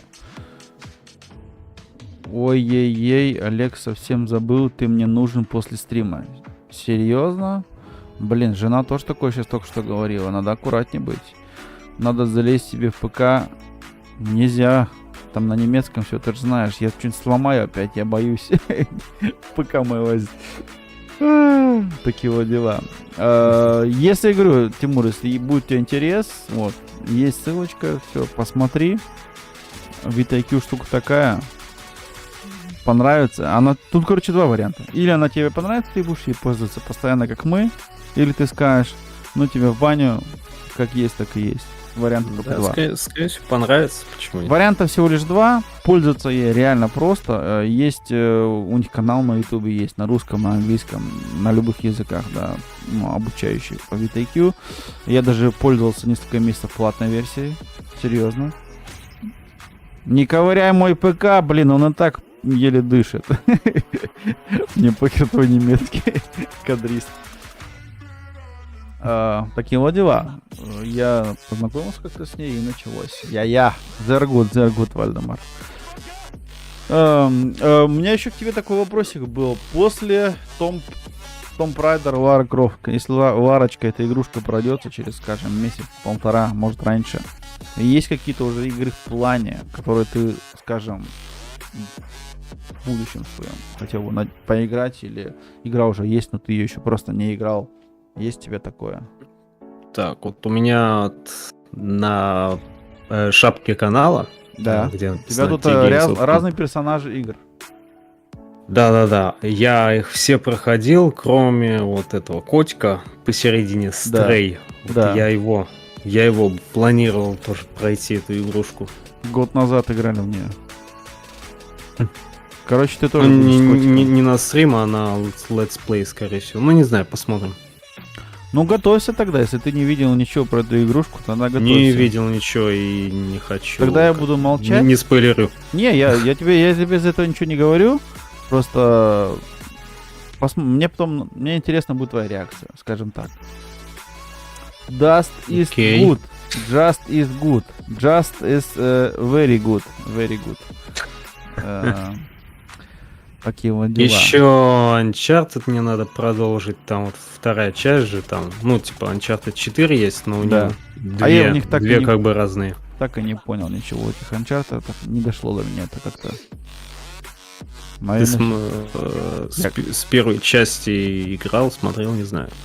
чуть-чуть совсем. У меня есть там парочку лежат. Может, когда-нибудь я до них доберусь, когда уже все их пройдут 20 раз. Если честно, интереса такого не было. Я вот все-таки в душе такой, как сказать, ну, водитель не только на бумаге, именно и в жизни водитель, и не гонщик, конечно. Понятно. Но вот, мне как бы, вот, когда я Need for Speed взял, я прям все. YouTube тупой. Но бывает иногда, да. Он что-то вот последние пару дней есть у него, что-то подзависает. Не знаю, я как хотел, что, знаешь, вот что-нибудь такое старенькое из игр попробовать прям включить. А вот прям есть у меня, говорю, у меня коллекция такая есть. И вот я как-то на днях сидел, думал, Макс Пейн. плойку. Макс Пейн, да, или какой-нибудь, знаешь, там, Снайпер Элита, прям первая часть. Или там что-нибудь такое, которое, ну, игра, которая там лет 8, 10, 15, там, да. Да вообще, если, блин... Драйвер первый. Да, если вообще взбесит, я Тетрис включу, знаешь, Тетрис буду сидеть. Тетрис самая классная игрушка. Тетрис прохождение. Да, там калинка, там когда закончишь это. Очень лень повторять вопрос. Чего дис? Арзо, там в Дискорде.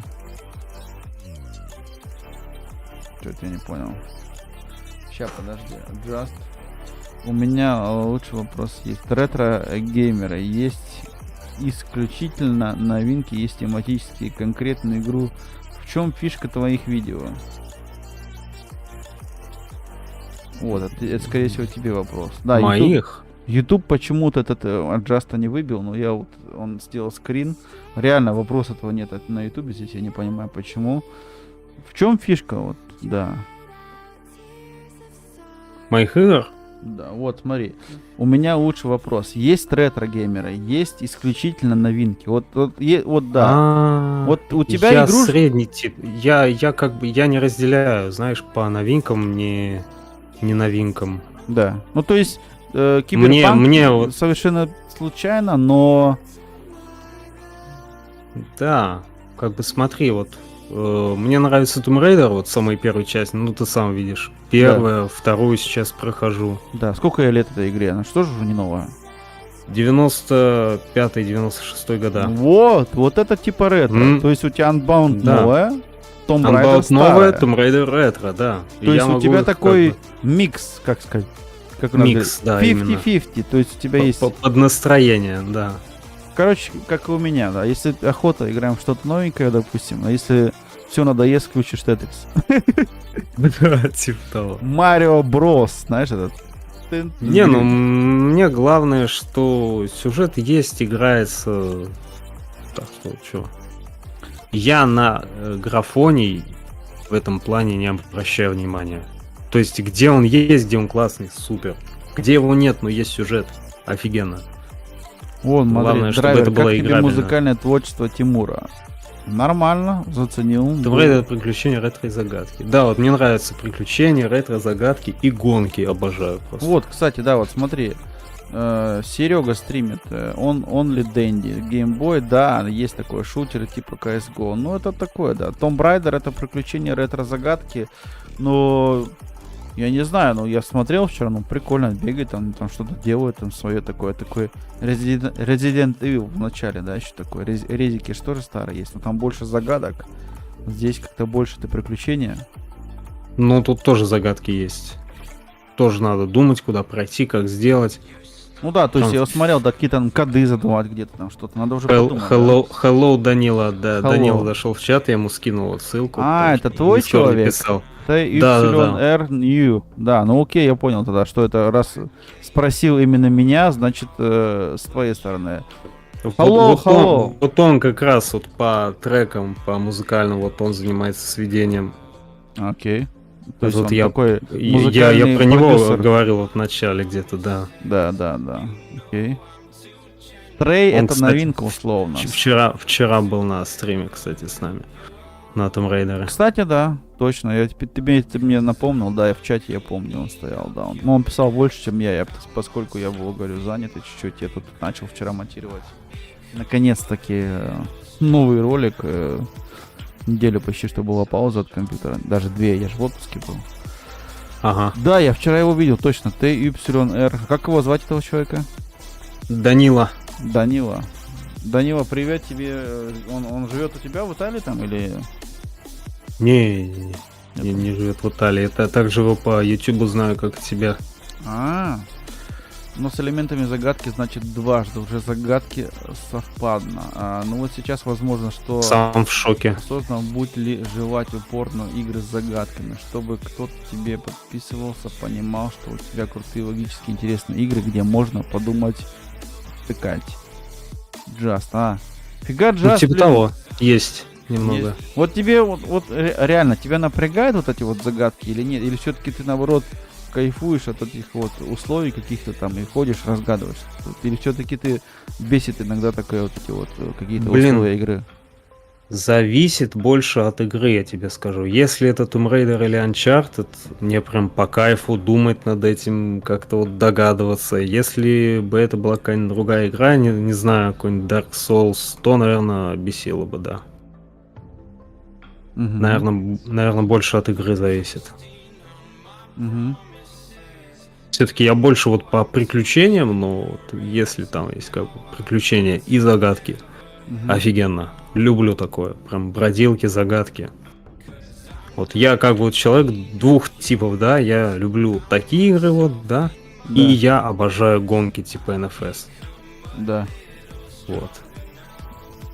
В NFS все-таки там такая больше, я думаю, такая цепочку составляет за тебя, то есть тебе там редко там напрягаться, нужно что-то думать, то есть там по-любому... Ну да, Ты после одного, если ты не можешь пройти уровень, надо тебе просто зайти в мастерскую, логическая цепочка, следующий тюнинг запчасти докупить и поехали дальше. То есть там такая цепная реакция, да, одно преследует другое и наоборот. Без этого ты не пройдешь Типа того, здесь. Да, там как бы это всегда в Need for Speed еще было. Но здесь как бы Tomb Raider, я смотрю, знаешь, я на Tomb Raider смотрю как на Resident Evil. Ты любишь Resident? может быть что-то есть. Ну, как я имею в виду, Э, в плане загадок. В плане загадок Resident Evil для меня это вообще, ну, то есть там реально, кто играл всю серию, конечно, для них это круто. Я, допустим, сразу же мне подарили 8-ю, последнюю. Я просто, у меня взрыв мозга, я не понимаю, чего, как разгадывается. Я просто первые 5-6 стримов тупил как мог. Но ничего, я прошел там, наверное, процентов 10-15 и уже год вообще не играю, потому что у меня тупо времени нет на нее. Ну вот, надо, правда, ее начать. Сейчас вот если Need for Speed Hit, как я понял, мне еще объяснили, я еще, оказывается, ее до конца даже не прошел. Мне уже стыдно. Я не могу, я не Да знаю. ладно. Да, Ты хочешь все гонки зачистить, что ли? Ну, я- Потому что я- я как сделал? 50 пробовал, я уровень пробовал. есть, все. Я реально тебе, я там говорю, я ездил, вот эти мосты все перепрыгивал, всякую хрень, знаешь, прям, чтобы по процентам полностью пройти, но это реально, я не знаю, сколько мне Это жестко. часов насколько убить. Просто в хите они так обосрались. Вот когда Need for Speed Underground, первая, вторая, там просто все эти 5-4 карты объехал, все точки, галочки. А здесь, главное, ты игру прошел, и везде все равно восклицательный знак стоит. Ты не понимаешь, Это ездил в ней это или нет. жестко. Вообще, Ты вообще здесь сюжет сделали так, что ты на 33 уровне всю игру прошел, а дальше просто там сайд-квесты и все. у меня полтинник уже есть, и он Вот, туда-сюда. у я меня. о чем и говорю. То есть у меня еще до сих пор еще не все запчасти открыты, понимаешь? Вот медведь с пивом у нас, Жесть. вот Миша с нами ездит, он ее уже 3 раза всю прошел, он ее прошел сперва на немецких тачках, на японских тачках, он взял Интересно. американский масль-карт, Dodge, и на нем ее прошел, прикинь. Вообще. Представляешь? Вот это жесть! Я начал эти все проходить, и он мне давай объяснять, как быстренько от полиции уйти. То есть у меня там пару вещей не получается. На 5 уровне поиска, когда тебя полиция ищет, да, от них свалить. Не всегда. Это очень жестко. 4-й, 3-й еще мне вытягивал, на 5-м все равно они бля, прям допекают вертолетами вот этими всякими. Я вот смотри, не знаю, у меня есть видео, видел, нет, там прям вот этот. На превью написано Busted, и там типа копы где арестовывают. Так вот, я там монтировал ролик прямо с 33 уровня, ну, то есть с конца как бы сюжетки, Да. вот до 50 уровня я вот прям смонтировал немного, как вот я добираюсь, вот так вот чуть-чуть я решил сделать такую вещь. Ну так, под музыку чисто. Ну да, да. Ну, прикольно, почему нет? Ну, это намного все равно будет лучше и смотрительнее, чем ты 50 минут просто ролик поставил, где Ну да, я тоже так решил. намного смотрительнее. Киллер, привет. У Дениса Киллер Рокплей. У Дениса вчера был день рождения. Кто не в курсе, поздравьте его. Человеку будет очень приятно. Человек живет вон в Омске, в городе. Сибирский наш чувак. Тоже играет вообще. Денис вообще играет одной рукой. Это вообще, короче. Поздравьте человека. Тимур, есть ли в планах стримы по АЦ? О, Assassin's Creed. Это Ага. понял. Песни не прослушал. Аббревиатура. Я проходил на стриме Revelation, и то только первые 2 серии, а потом я так подумал, я решил, что лучше летсплей сделать. Вот смотри, вот, Олег, бывает вот у тебя, что ты какую-то игру делаешь летсплей, Да. а потом ты понимаешь, что лучше это на стрим. Вот у тебя бывало такое? Не знаю. Ну, прям чтобы нет. У меня просто некоторые вещи, скажем так, тебе стримы проходили, но я понимал, что это все равно пересматривать никто не будет. Но с другой стороны, во время стрима я общался. А 3 часа, 3,5 стрима, я понимал, что это как бы это будет. Контент останется на канале, но заходить туда Ну, точно никто не будет. 3,5 часа кто-то вряд ли будет. Да, и я пересматривать. после этого делал просто оттуда вырезал с 3 часов какие-то интересные моменты, под музыку нарезал и все. Ну вот уже человек хочет ко мне на стрим по Assassin's Creed. Не, ну смотри, вот у меня Уже было отлично. такое, когда вот я думал, делаю серию, а потом думаю, нет, я хочу пообщаться с народом, я хочу стрим. Так вот, в Assassin's Creed у меня было наоборот. В Revelations я подумал, что лучше делать по сериям, потому что игрушка типа как, ну, Если у смотрится тебя как есть- игра-фильм. Да. Я решил ее на летсплее сделать. У тебя есть интерес, допустим, объяснять людям, показывать какие-то моменты, если ты игру хорошо знаешь, допустим, как у нас там пацаны записывают Да. какие-то гайды, типа, как вот здесь быстро кого-то убить, или как здесь пройти туда быстренько, где-нибудь скоротать место, там уровень, я не знаю. Вот такие вот видосы в коротком содержании от 5 до 12 минут. Я думаю, в этом тоже есть какой-то потенциал. Отдельный плейлист, допустим, там игра, в которой ты хорошо шаришь, допустим, гайды по той-то, той-то игре, и там... Что такое 5-минутный ролик? Гайд, нормально. Вот это лучше намного, чем там 800... Ё-моё, там, да. На правах рекламы закрытый ролик. Посмотрим. Заходи, смотри. Всем спасибо, да, не за что, ё-моё, блин. Я, конечно же, вот расстроился чуть-чуть, я сегодня напугался. Вот Killer Rock Play вчера был у него на день рождения, подарил ему подарок. И он сегодня выпускает утром шорт, я был на работе, типа Денис говорит, блин, закрытый стрим, кто видит стрим, как закрытый? А ему там авторские права пролетели по музыке во время стрима. Ну, как я понял, только... Бывает. Да, бывает, но я это видеть мог, а он как бы говорит, в некоторых странах это только заблокировали. Ну, то есть... У меня в основном такое бывает и написано заблокировано в России. Из-за этого в некоторых играх ты просто глуши оригинальную музыку, включай на ютубе отдельный аккаунт, где музыка бесплатная, нормально играет. Вот у меня сейчас играет музыка фоном, она не портит стрим, то есть она без авторских прав. Ты врубаешь, и она крутит, и все. И стрим твой нормальный, ни авторских прав тебе никаких нет, у тебя какая-то фоновая музыка есть. Так же самая идея у Need for Speed Hit, я включаю свою музыку. О, я, кстати, также с хитом делал, да-да-да. Хиту Было тебе дело. сразу же, там хорошие треки, мне жалко их, но проблема в том, то, что у тебя будет каждый стрим по авторке прилетать, и вообще неинтересно. Влад вот прошел АЦ1, Хроники, Assassin's Creed 1. Ява, Блютна. Ну это все серии типа.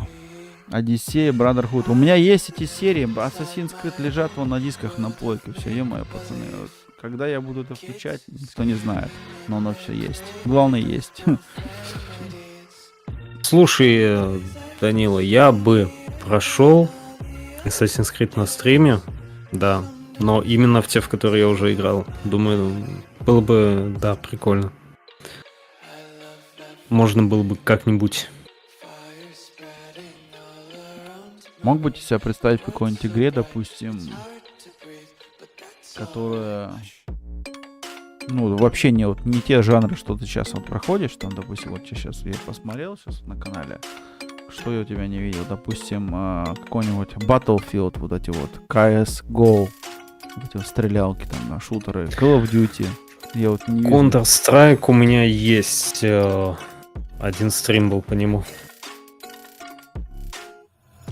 Если зайдешь в лайв, там должен быть где-то. Ну, я как бы не любитель этого, просто я вот здесь по вот этим, которые видосы есть, не видел, наверное, где-то он и был, проскочил, давно уже. Допустим... Да я просто сам не любитель, я такое тебе говорю, включить, я люблю приключения, бродилки, подумать иногда и гонки, вот. Как бы я любитель этих игр и на них и останусь. Ну и правильно. Тогда в этом плане, конечно же, намного интереснее, потому что когда ты играешь, тебе это самому еще нравится, то есть, да, тогда уже и время как-то летит там, да, и сидишь там раз-два, а вот это вот сидеть, играть в то, что не нравится, ну, то есть это тоже не по мне, это... Лара Крофт, я смотрю, у тебя прям Лара старенькая такая, сякая. Да. Класс. Всяко, Watch Dogs, пытаемся. Need for Speed Run. Horizon. Вот, Horizon. Кстати, у тебя 38 стримов по Horizon. Как тебе? Летсплей все, летсплей. Да. Я полностью прошел. Это летсплей, это просто как, ну видишь, просмотров жидко. Но как тебе Да, все там вообще... равно, как бы там ни было, ВРЦ сила, да, согласен. ВРЦ хорошая штука. Как тебе Horizon? Horizon, в принципе, нормальная игрушка. Там огромный открытый мир, и в конце, ну, последние какие-то уровни, там просто какие-то повторяющиеся бои, просто, ну, как бы система повторяющаяся, бои более сложные. Да. Но все равно под конец начал немножко надоедать. Я даже сделал под конец так, что я записал наперед очень много видосов, и потом в течение лета просто их монтировал дальше. Ну так, просто Потому что нарезал. мне уже хотелось поскорее вот допройти его. Потому что я знаю, у нас есть пару друзей, товарищей стримеров, они там ее мусолят, там 50 стримов, 60 стримов, ну я не знаю. Ой, да, я знаю. Стримы, не летсплеи, стримы прям, да. Стримы? Кто-то во время стрима прям там играет мне чуть не каждый день. Кто-то Assassin играет, кто-то Horizon, кто-то там, я еще не знаю что. Это просто, ну не знаю, я посмотрел, не по мне это вообще тема. Не мое. Лучше тогда что-нибудь ретро. Horizon уснуть можно под колву диалогов. Если вырезать все диалоги, там часов 8. Вот эти вот диалоги, вот до того скучно. Они там что-то ля-ля, да. мусолят вот это вот. Тебе это скучно не показалось, Тимур? Да, есть немного. Вот джаз тоже говорит, типа, скучно уснуть можно. Я согласен, там чересчур растянуто вот это вот. Вот в Need for Speed Hit сюжетки не хватает, а здесь я прям до того вытянули балладу в Horizon. Да, О, вот это вот. кстати, я вспомнил сейчас, я когда записывал прохождение вот Да. на Horizon, помню. Вот и я очередной диалог слушал, и тебе же охота вот все показать зрителю, да, о чем они говорят. И Да. я выбирал диалоги, и я их уже не слушал, просто я включал, о чем они говорят. Просто резал. Через тупо, 10 да. секунд я такой, что? Делаю вид, что понимаю. Но Ни хрена не ничего, понимаю. ничего не говорит. Очень интересно, но ничего не понятно. Что ж, Данила Максимов с просмотрами подвел. Это, наверное, тебе что-то. О, Правда, в режиме так, ВРЦ сила нравится в реале, что-то, да, по общему итогу. Ну, слушай, джаз, да, это ВРЦ на максималке не каждый может. Это непростая игрушка, я раньше играл прям Colin McRae, вот эти все. Классная тема. Так, Дениска что там написал? Я просто вырежу эту часть, где была песня... Да, там можешь в студии в творческой заглушить. Раз в год можно и пошуметь. 25 часов прохождения, из них 12 это конкретная игра, остальное диалоги, да. Остальное они там по ушам ездят людям, просто растягивают. 25 часов прохождения, я их 60 часов проходил, по-моему, потом статистика была. Ну, если диалоги Имя. все проматывать, как-то можно было, наверное, быстрее бы прошел. Ну, если диалоги проматывать, может быть, да. Ну, я там еще, понимаешь, пытался какие-то Собрать тоже, как я в Хите, сторонние, ну, не то, что все собрать, там есть там некоторые такие местности под горой, где ты улучшения, типа, собираешь, типа, знаешь, принц Персии. кустом. Принц Персии 2, где ты там идешь в какое-то секретное место, тебе дают плюс ХП. Вот Да. так же и в Horizon было. Ну, тебе Да. не то, что ХП, тебе плюс способности дает. Вот. Стреляешь И лучше, я, бегаешь э, лучше там или что-то Да, такое. да, типа того. Подчиняешь там А. машины некоторые, вот. И я несколько прошел, но я понял, что ладно, буду дальше двигаться по сюжету, потому что реально очень долго. И так, 39 видео, даже 40 видео. Для меня это много. Конечно. Но тем более много, ты сам видишь статистику, у них там 10 просмотров. Полчаса Вот ролика. именно, что да. 20 Ага. просмотров, но овчинка выделки не стоит, да? А еще, знаешь, такой прикол был, что вот видео там, допустим, вот, да, у меня там есть по 59 минут, но есть там видео по 40 минут Horizon, так чтобы сделать 40 минут, я 2 часа играл, а потом, как бы там, обрезать это все как-то вот, ну, оставляя, конечно, там, интересные части, иногда скучные, потому что, ну, такая игра, там много реально бегаешь, очень огромный мир там. Да. Я не знаю, я не понимал это, но я когда видел, когда во время стримов, типа, 25 часов карта, 25 минут, охренеть можно. Сюжет занимает 12 часов и 3, со всеми диалогами 25. Это жопа. Да. Просто классное у вас мероприятие было. Денис, спасибо большое, мероприятие. Скоро будет закрытие сезона. Смотри, там целый плейлист Братства Байкеров. Мероприятия, я тебе говорю, там скучно не бывает о этих мероприятиях, скажем так. Просто я когда вижу, когда вот ходят, там собирают под каждым кустиком размусоливают, вот это вот все зачищают. Блин, карты. это Ну, напрягает, нудновато, скучно становится для меня. Да, нудновато вот именно что. Скучно. Мне даже уже скучно в определенный момент стало, когда в Хите перестали показывать сюжет, то есть ездишь, чисто гонки проходишь и все. А ты случайно не певец? Я нет. Я могу выпить, могу иногда и спеть чуть-чуть под определенные песни, которые мне нравятся, но я не певец, нет. Всё этого мне не Нет, хватало. просто Данила сводит треки вот музыкальные, которые поешь. Нет, я нет. Я таким нет. Я хотел как-то что-то там вот такое, но говорю, нет, это вообще не мое. Никуда. Я вот монтирую, тренируюсь. Нравится мне это дело иногда, особенно, знаешь, вот, вошел во вкус именно где-нибудь, когда монтируешь, прям где-нибудь шуточки, там какие-нибудь прикольчики вставлять, там, да, вот эти мемы под тему вот этого вот. Я вот знаю, что понял, что вот такие игрушки, как Horizon, как Cyberpunk, вот они хорошо, вот, наверное, заходят стримами, которые, возможно, никто не будет пересматривать. Да, да. Посидел, поиграл, пообщался с ребятами, и все. Она поначалу столько, вот этот Horizon, столько хайпа было. Заходил, вон у нас девчонки играли. PlayStation 5, по 4 стрима в день. Ну, у одной стрим, у другой стрим, да. PlayStation 5, 4, Horizon, Гарри Поттер, потом еще какая-то хрень. У меня есть музыкальная группа. Круто. Вот у нас был фестиваль в Германии, он рок-фестиваль, там музыкальные группы выступали, наши немецкие, посмотрите.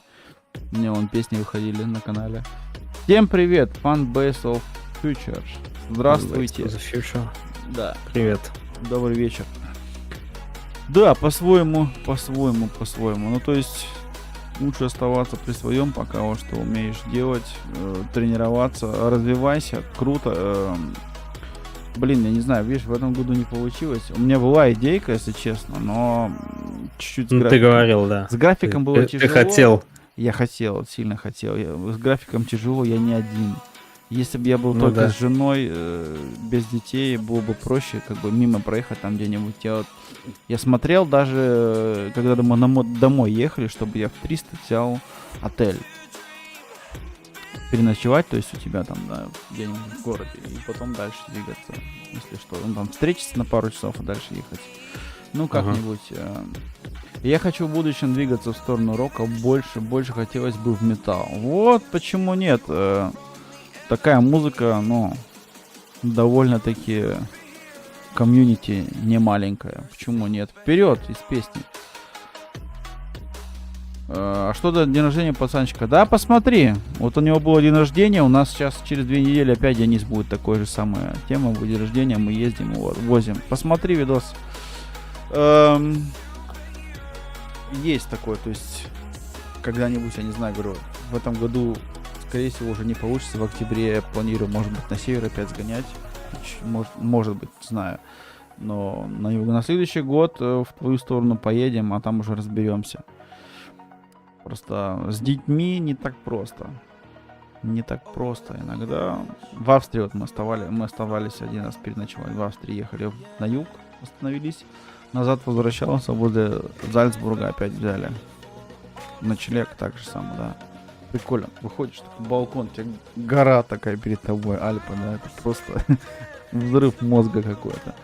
Кстати, Тимур, а не планируешь к нам поехать? Тимур, Куда? Куда к вам? Куда к вам? Давайте с этого начнем. Куда к вам? Вы откуда вы? Куда к вам? Пишите адрес, куда ехать Тимуру. Пацанчику инвалида день рождения было, его зовут Александр. Было день рождения, делали ему подарок, возили на мотоцикле, на трайке, прокатили, ездили байкеры. Было прикольно, была акция. Будет еще в Москву. Москва. Ну, мне кажется, это еще не скоро. Мне до Питера бы доехать сначала. Да. Ну, сперва на родину. Родной Питер, как бы, ну, родной город, там родился в Питере, да? Да, родился, вырос. Ну, то есть в паспорте стоит Санкт-Петербург. Город, где родился. Санкт-Петербург, да. Клево. Это совсем такой уже, ну, такой город, да, все-таки северная столица, там, как говорили, да? Ну да. Северная столица. Там уже погода, кстати, в Питере уже более-менее похожа на нашу, как в Германии, такая тоже сырости побольше. Устроим тут концерт всей фан-базой, соберемся. А, вон как. Это у вас группа так называется, фан-баз. Ну, короче, соберетесь, концерт соберете, он Тимур возьмет камеру сразу или на iPhone, там, на Samsung, запишет Samsung. сразу влог, сразу видос, концерт будет. Концерт, да. Прямую трансляцию не делай, лучше запиши, будет качество лучше. На прямой трансляции с перепадками интернета пикселит все это постоянно. Качество, конечно, так себе, да. Не всегда приятно. Пару раз пробовал такое, думаю, не. Жесткая тема. Когда интернет, знаешь, так плавает, то плохая связь интернета, на ютубе пиксели. Так Тимур тоже и певец. Тимур, да, я-то нет. Вот он один будет. У вас там музыкальное сопровождение, а он будет текст. Текст за ним, у вас музыка. Да. Почему бы и нет? Тоже Ну, как-то раз катался на мотоцикле в детстве на Урале. Да. Это круто. Почему нет? Вот, слушай, сейчас есть такая возможность, а Денис или нет? Он тоже, Денис, в основном как бы полагается на помощь. Вот он как-то выезжал тоже, он там с племянником на улицу, да, там прикольно было, записывал видос там в округе, вокруг что у него происходит. Это по-своему тоже интересно. Тоже такие, знаешь, в сторону влогов видосы записал с телефона. Не только же сидеть играл, он тоже играл, ретро, да, записал там, то есть прикольно. У него, мне что интересно было, он включил камеру,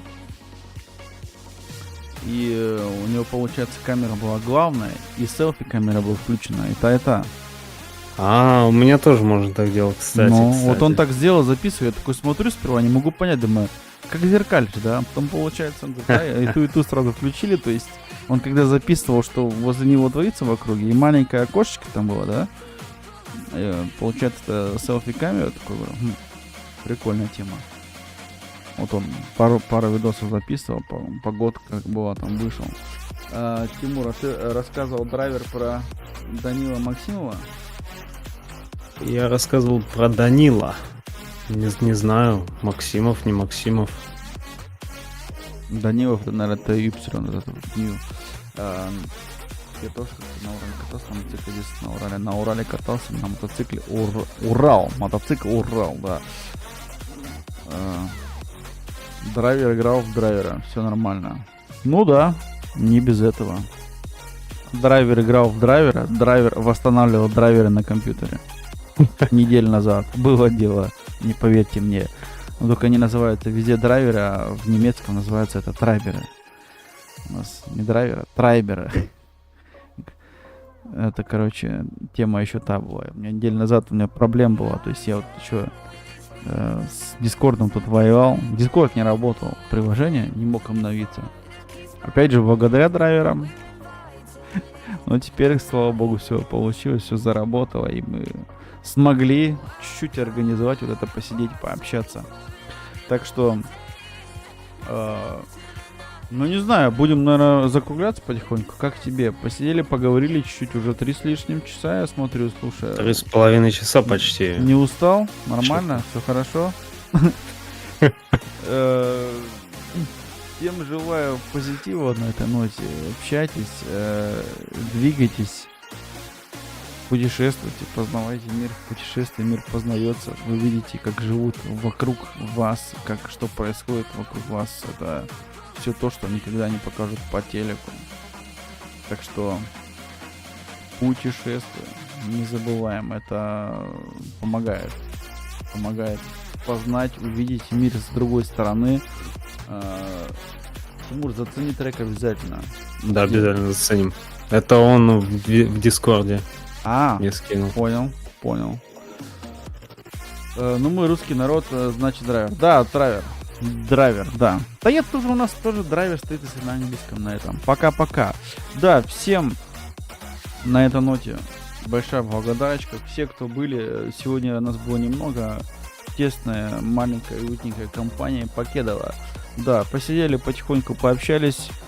Было очень приятно. Человек тоже находится здесь, в Европе. Почти 1000 километров расстояния, но это все-таки не расстояние. И на следующий год, думаю, приеду и уже запишем влог, вместе пообщаемся в городе, в его родном городе, и потом будет совсем другая тема. Но уже... Да, обязательно. Да, мне уже было приятно. Здесь встретились, пообщались, то, что наконец-то сложилось, как бы там ни было. Стрим останется, конечно же, здесь. На память. Ссылки отправляйте, смотрите. Такие вот дела. Тихо посидели, тихо поорали. Есть такое. Хорошо у вас в Европе. Везде хорошо. по-своему. Как-то так. Двигайтесь, путешествуйте. Всегда полезно. Не у всех, конечно, есть в определенный момент возможность, но если будет возможность, не упускайте эту возможность. Двигайтесь. Скажи ты пару слов, как тебе, и будем закругляться. Ну, как мне общение само, ну, Так я больше опять как нормально. говорю. Что поделаешь? Все по-разному. Нормально посидели, пообщались. Людей было немного, но в Нет, принципе. не в этом дело. Кому А надо, чё? могут и в повторе посмотреть. Рад, что получилось. Все вот Да, это вот. наконец-то. Есть какие-то определенные темы.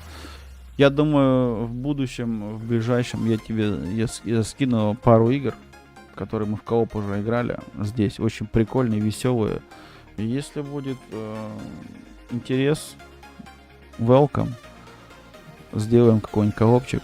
Прикольно. То есть у нас есть пару игр общих там с друзьями, которые именно в коопе, да, то есть там 4 человека и больше. И в этом весь интерес. То есть там врубаешь стрим и веселуха полетели. Ну кооп интересно, да. Всегда в коопе всегда есть много плюсов. Всегда. Очень много плюсов. Во-первых, ты стрим, живое общение, чат, делаешь У друг меня другу рекламку. был один такой знакомство. фасмофобия. Вот. Да. Это одна из таких игр. Я, конечно, в эту игру не это самое, но у меня есть другие в запасе игрушки. Кооп, которые пригодные. Так что... Главное... Слушай, а как насчет коопа хит, например? Тот же хит. Это без проблем. Мы же с Мишей играли. Без проблем. Какие проблемы? Как только время будет, с удовольствием. Да. По времени состыкуем, мы будем ездить. Мы с Мишей ездили тоже. Какие проблемы? Включаешь стрим, делаешь также название ролика, ставишь канал сразу, тык-тык-тык и все. Ага. Go со мной музыкальный коллаб. Что Фазма. Фазма? Я в теме. Вот Фазма, Just Go Game, Фазмофобия. Вот. Если у тебя игра есть, вот, Just Go Game, с ним он там шарит по этой теме. Я ноль. Я в эту игру я только наблюдаю, когда они играют. Если у тебя есть интерес, вот Just Go Game, пиши ему. У него есть также Discord, у него есть вон ВК, или что там еще есть у него там. Пиши комментарий на YouTube, состыкуйтесь, там он силен. Need for Speed Hit мне, знаешь, куда обращаться. Just Go Game, он Фазмофобия или этот, еще там, ДБД он играл, это вообще, ну, я только на такие игрушки, как зритель, скажем так. ДБД не знаю такого. Да, нет, Dead by Daylight, что-то такое было там. Day by Daylight. Да. Все понял. ДБД пишут в сокращении. Такие вот дела. Благодарю всех. У нас уже, 23:20. У кого-то уже 20, наверное, у кого-то уже 12 ночи, 20 минут, у кого-то 4:20. Так что всем благодарность, все, кто были на стриме. Огромнейшее спасибо тебе за то, что принял участие, посидели, пообщались. Да, тебе спасибо, что позвал. Всегда приятно такой вот провести, посидеть, поговорить.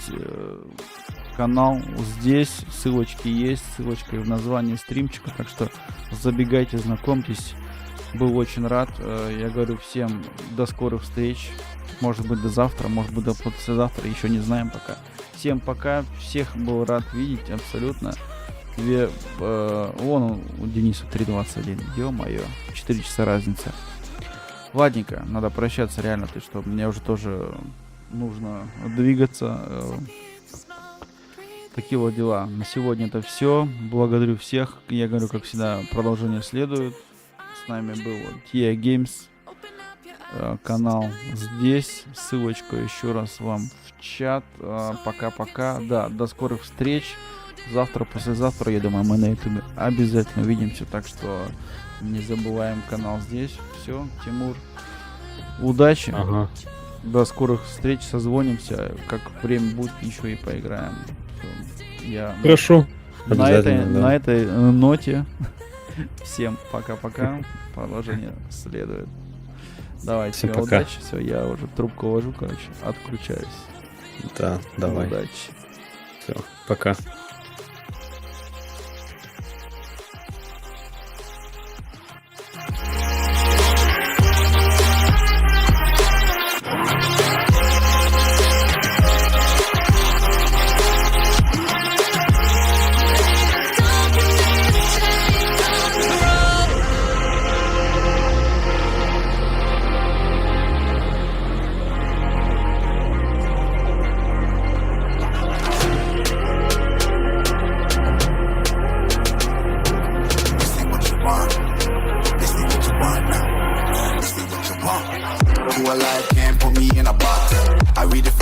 definition you got. I am the tiger, I'm making steps to the top. The flames, I whip it up, you just gotta hand me the rock. Take a seat, you cannot stand it. All I know, the flow harder than a Scotch bonnet. Don't try studying me, you cannot manage. This ain't what you want, bitch, I'm a fucking phenomenon.